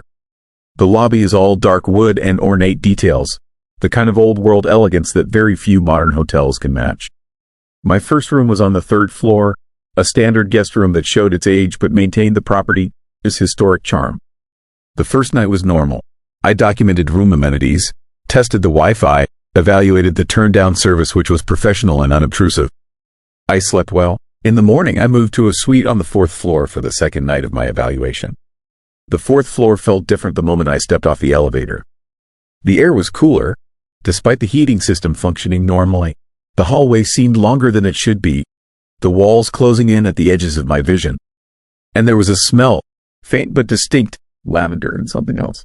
Old perfume, the kind women wore a century ago.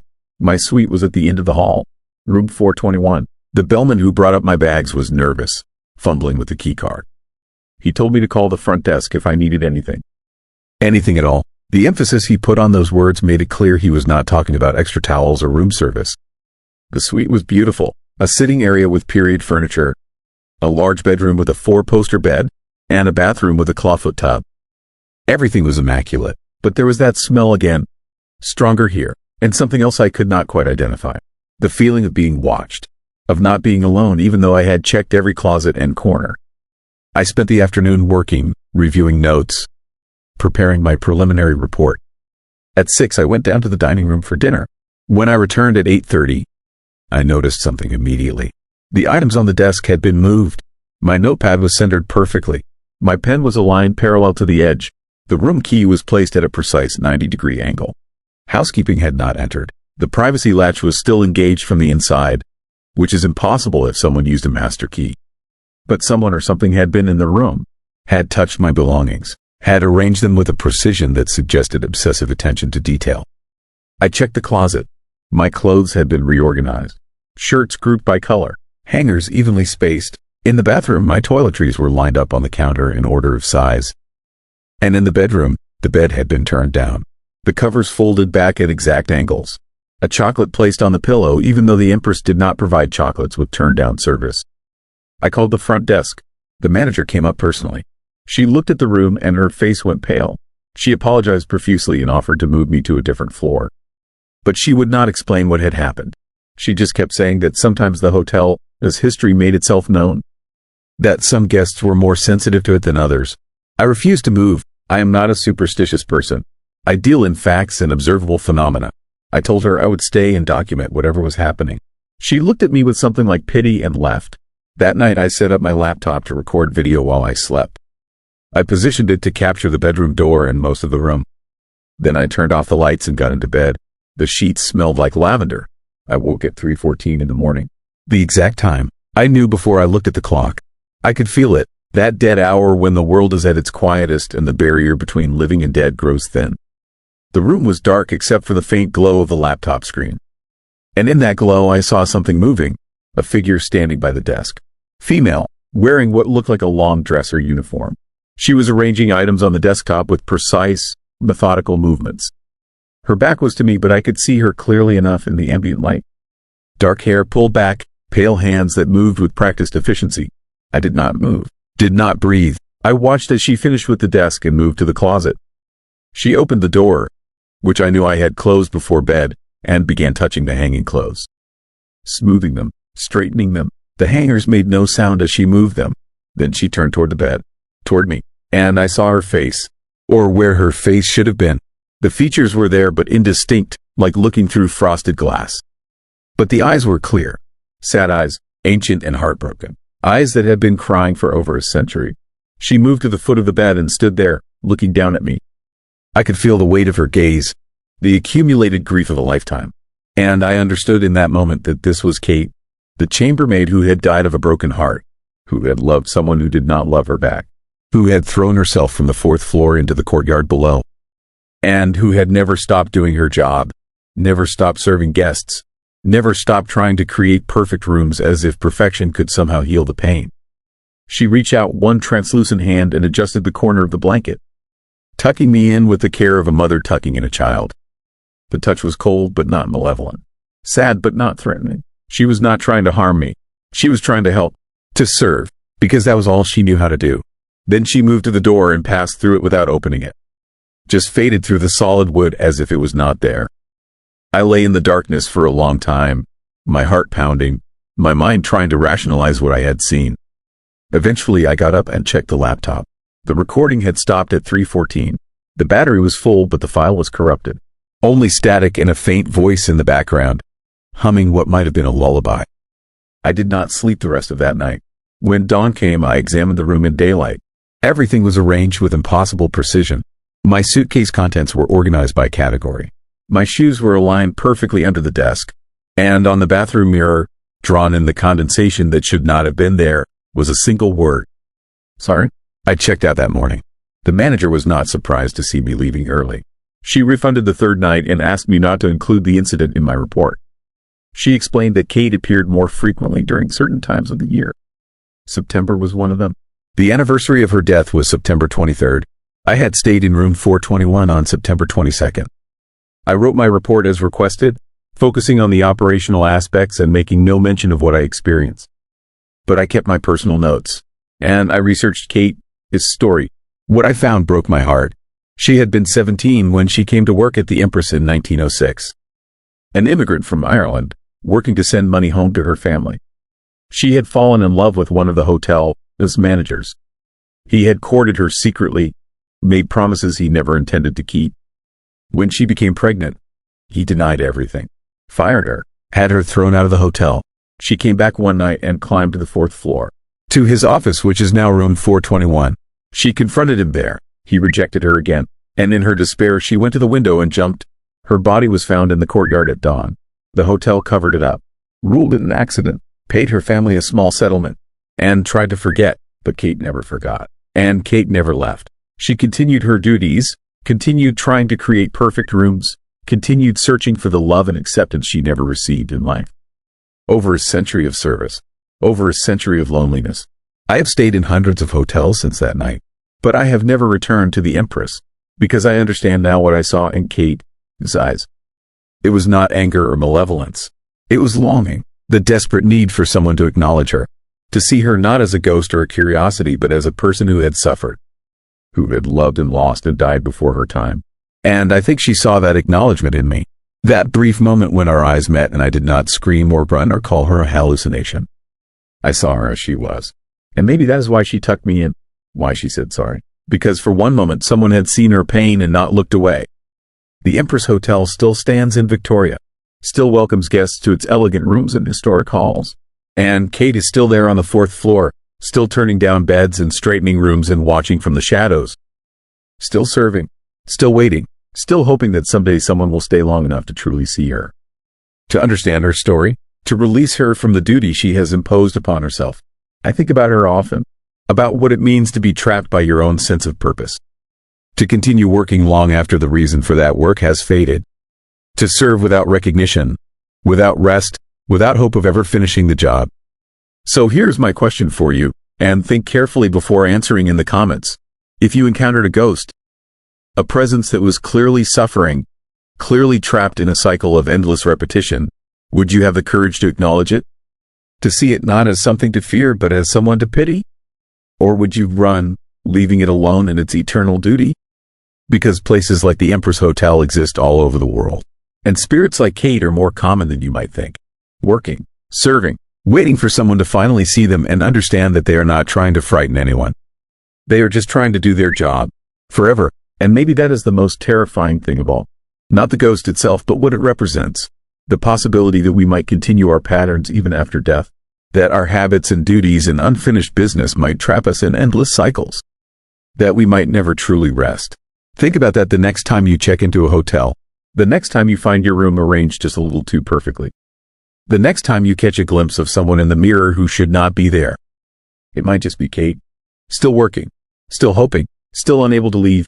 Story 9. Train that never stops. I need to tell you what happened when I broke down on an abandoned railroad track near St. Louis, Saskatchewan last winter, and why I now believe some accidents are so catastrophic they tear holes in time itself. The light appeared first, a single bright point in the distance, cutting through the darkness like a searchlight, growing larger and brighter as it rushed toward where my truck sat stalled across the rusted rails. Then came the sound, the unmistakable rhythm of a steam locomotive at full speed, pistons driving, wheels hammering metal, and that lonely whistle cutting through the frozen prairie night. I had maybe 30 seconds to move my truck before the train hit me. But when I threw open the door and looked down the track, I saw something that made my blood freeze colder than the -30 air. The train was there, the light was there, the sound was there, but I could see through it, through the locomotive, through the cars behind it, straight through to the empty prairie beyond. And it was not slowing down. My name is Mike. I am a long-haul trucker from Minnesota, and last February I was driving a delivery route through Saskatchewan when my truck died on what I thought was an old access road. It was 2 in the morning, the kind of prairie night where the darkness is absolute and the cold is vicious enough to kill you in minutes. I had been following my GPS down increasingly rural roads, trying to make up time after a delayed border crossing, when the engine just quit. No warning, no sputtering, just instant silence except for the wind howling across the frozen fields. I coasted to a stop and tried to restart. Nothing. The battery was dead, completely drained, which made no sense because all my electrical systems had been working fine seconds before. I grabbed my flashlight and got out to check under the hood, and that was when I realized where I had stopped. Not on a road, on railroad tracks, old ones, clearly abandoned, the rails rusted and partially buried in snow and dirt. But rails nonetheless, and my truck was sitting right across them. I should have been relieved. Abandoned tracks meant no trains, but something about the situation felt wrong. The air was too still, too quiet. Even the wind had died, leaving an unnatural silence that pressed against my ears. And the cold was different here, sharper, more penetrating, like it was coming from the ground itself rather than the air. I popped the hood and checked the battery connections. Everything looked fine. I tried the ignition again. Dead. My phone showed no signal, which was not surprising this far out. But when I tried to use it as a flashlight, the screen flickered and went black. Dead, just like the truck, just like my watch, which had stopped at exactly 2:03, the hands frozen in place. That was when I noticed the rails. In the beam of my flashlight, I could see they were not as rusted as I had first thought. Parts of them looked almost polished, like something heavy had passed over them recently, wearing away the corrosion. And there were marks in the snow beside the tracks. Not footprints, drag marks. Long, deep grooves in the frozen ground running parallel to the rails, like something had been pulled along beside the train. I was studying these marks when I heard the whistle. Distant but clear, a steam train whistle, the old-fashioned kind you hear in historical recordings. My first thought was that this track was not as abandoned as it looked, that I needed to move my truck immediately. But when I looked down the rails in the direction of the sound, I saw nothing. Just darkness and snow and empty prairie stretching to the horizon. The whistle sounded again, closer now, and with it came a new sound. A rhythmic chugging, metal on metal, the unmistakable cadence of a steam locomotive under power. I ran to my truck and tried the ignition one more time, desperately hoping the battery had somehow recovered. Nothing, not even a click. That was when the light appeared, about half a mile down the track, a single bright point that looked like a headlamp. It was moving fast, closing the distance, and the sound was growing louder. Engine, wheels, whistle, all of it getting nearer by the second. I could feel the vibration now, coming up through my boots, through the frozen ground. The train was real. It was coming, and my truck was directly in its path. I jumped out and tried to push the truck off the tracks.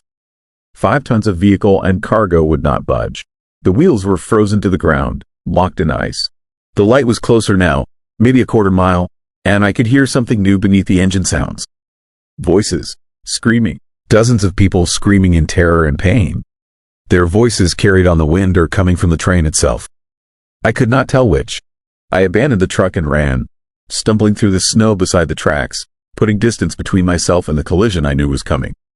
When I was maybe 100 yards away, I turned back to watch. The train was close now, close enough that I should have been able to see details. The locomotive, the cars, the smoke from the stack, but I could not. The light was blinding, impossibly bright, and behind it I could only make out vague shapes, dark forms that seemed to flicker and shift like they were not entirely solid. Then the train reached my truck, and I saw something that made me question my own sanity.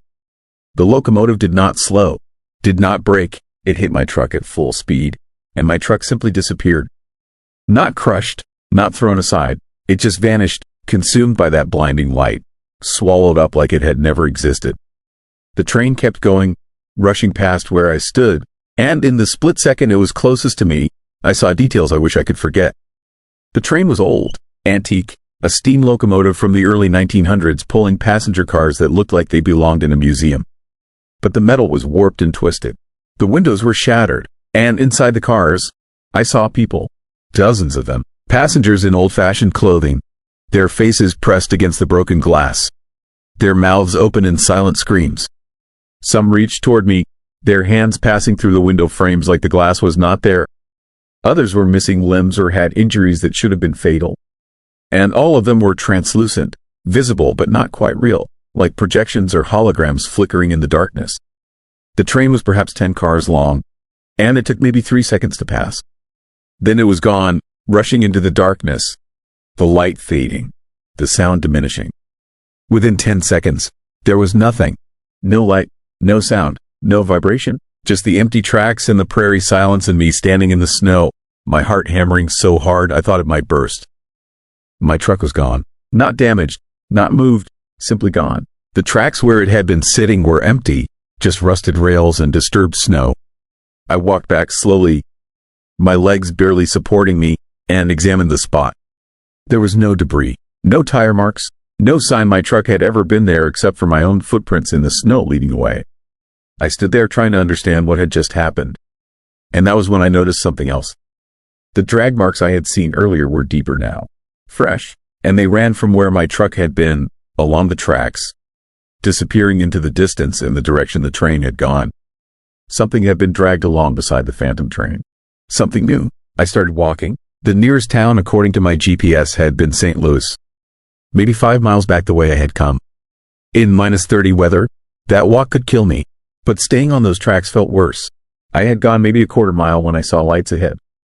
Not train lights, headlights, a vehicle on a real road that ran parallel to the abandoned railroad. I stumbled toward it, waving my arms, and the vehicle stopped. A farmer in a pickup truck. heading home from a late shift at a grain elevator. He took one look at me and knew something was wrong. I was shaking, not just from cold but from shock. He got me in his truck, cranked the heat, and drove me to St. Louis. I tried to explain what had happened, but the words sounded insane even to me. Ghost train, vanished truck, phantom passengers. He did not argue or question. He just listened and nodded, and when we reached the edge of town, he pulled into a gas station and told me to wait. He came back 10 minutes later with 2 other men, locals, older guys who looked like they had spent their whole lives on these prairies.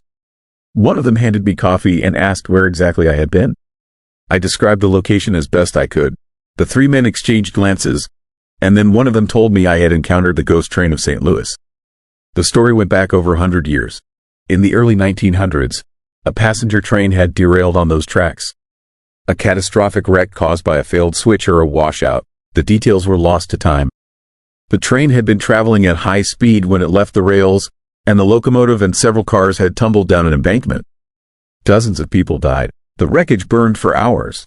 It was one of the worst rail disasters in Saskatchewan history. But according to local legend, the train never really stopped. People reported seeing it for decades afterward, especially on winter nights. A phantom locomotive racing down the abandoned tracks. Its light visible for miles. Its whistle echoing across the empty prairie. Sometimes it appeared as a full train with cars and passengers. Other times just the light and sound. But always traveling the same route. Always at the same desperate speed. As if trying to outrun the disaster that had already claimed it. The men told me I was not the first person to have a vehicle disappear after encountering the train. Over the years, several cars and trucks had vanished from those tracks. They were never found. No wreckage. No trace. Just gone. The theory was that the phantom train somehow pulled things into its own timeline. Into the moment of the original accident. Trapping them in that eternal loop of disaster and death. I asked about getting my truck back. The men shook their heads. If the train took it, it was gone. Trying to find it would be pointless and possibly dangerous. The tracks were unstable. The railroad company had abandoned the line decades ago but never formally removed it. People who spent too much time near those rails reported strange experiences. Time anomalies, missing hours, injuries they could not explain. Better to file an insurance claim and stay away. The farmer drove me to a motel. I spent what was left of the night there, not sleeping, just staring at the ceiling and trying to process what I had experienced. In the morning, I called my company and reported the truck stolen. I did not mention the ghost train. I just said it was taken from an isolated location and I had no explanation. The insurance handled it. I was given a replacement truck and sent back on my route. But I could not stop thinking about those faces in the train cars. The passengers with their mouths open in silent screams. The reaching hands passing through broken windows. Were they ghosts? Echoes of the people who died in the original wreck? Or were they something else? Something trapped in a loop that replayed their deaths over and over for eternity? And I thought about my truck. Where was it now? Had it been pulled into that phantom timeline? Was it sitting on those tracks in some version of 1900 whatever, waiting to be hit by a train that had already crashed a century ago? The idea made me sick. I drove through Saskatchewan several times after that, but I never took that road again. I went miles out of my way to avoid those abandoned tracks. And I talked to other truckers about the area. More than a few had stories. Strange lights, unexplained sounds, vehicles that quit for no reason near old rail lines. Most dismissed it as electrical interference or mechanical issues. But a few, the ones who had been driving these routes for decades, knew better. They knew there were places you avoided, times you did not travel. And the old railroad near St. Louis was one of them. The ghost train is still reported regularly. Local kids go out to the tracks at night trying to see it, treating it like entertainment. Most see nothing, but occasionally someone witnesses what I witnessed. The light, the sound, the phantom train racing through the darkness toward a disaster that happened over a century ago and is still somehow happening now. And very occasionally, someone does not come back. Another disappearance that the authorities explain as getting lost on the prairie or falling through thin ice or any of a dozen mundane reasons that avoid the truth. Some accidents are too violent to ever truly end. Some disasters tear holes in reality that never heal. The train wreck near St. Louis was one of those events. And the phantom train that still races those tracks is not a ghost. It is something worse. It is the disaster itself, perpetually occurring, pulling everything near it into the moment of its own destruction. So here's what I need to know from you. If you were driving alone at night and saw a light on the tracks ahead, heard that distinctive whistle, felt the ground vibrating beneath you, Would you believe what your senses were telling you? Or would you convince yourself it was nothing, just imagination or tricks of darkness? Right up until the moment it was too late to escape. Write your answer in the comments, because I think about this constantly, and I wonder how many people have encountered that train and dismissed what they were seeing, right up until it took them. Thank you for visiting to Midnight Whisper Stories. I am the creator of this channel, where every dark story is designed to help you escape the noise of the day and immerse yourself in a world that spark your imagination. I write every script, design every image, hear voice actors to bring my stories to life, and edit everything myself. So sit back, relax, and let the whispers of the night guide you.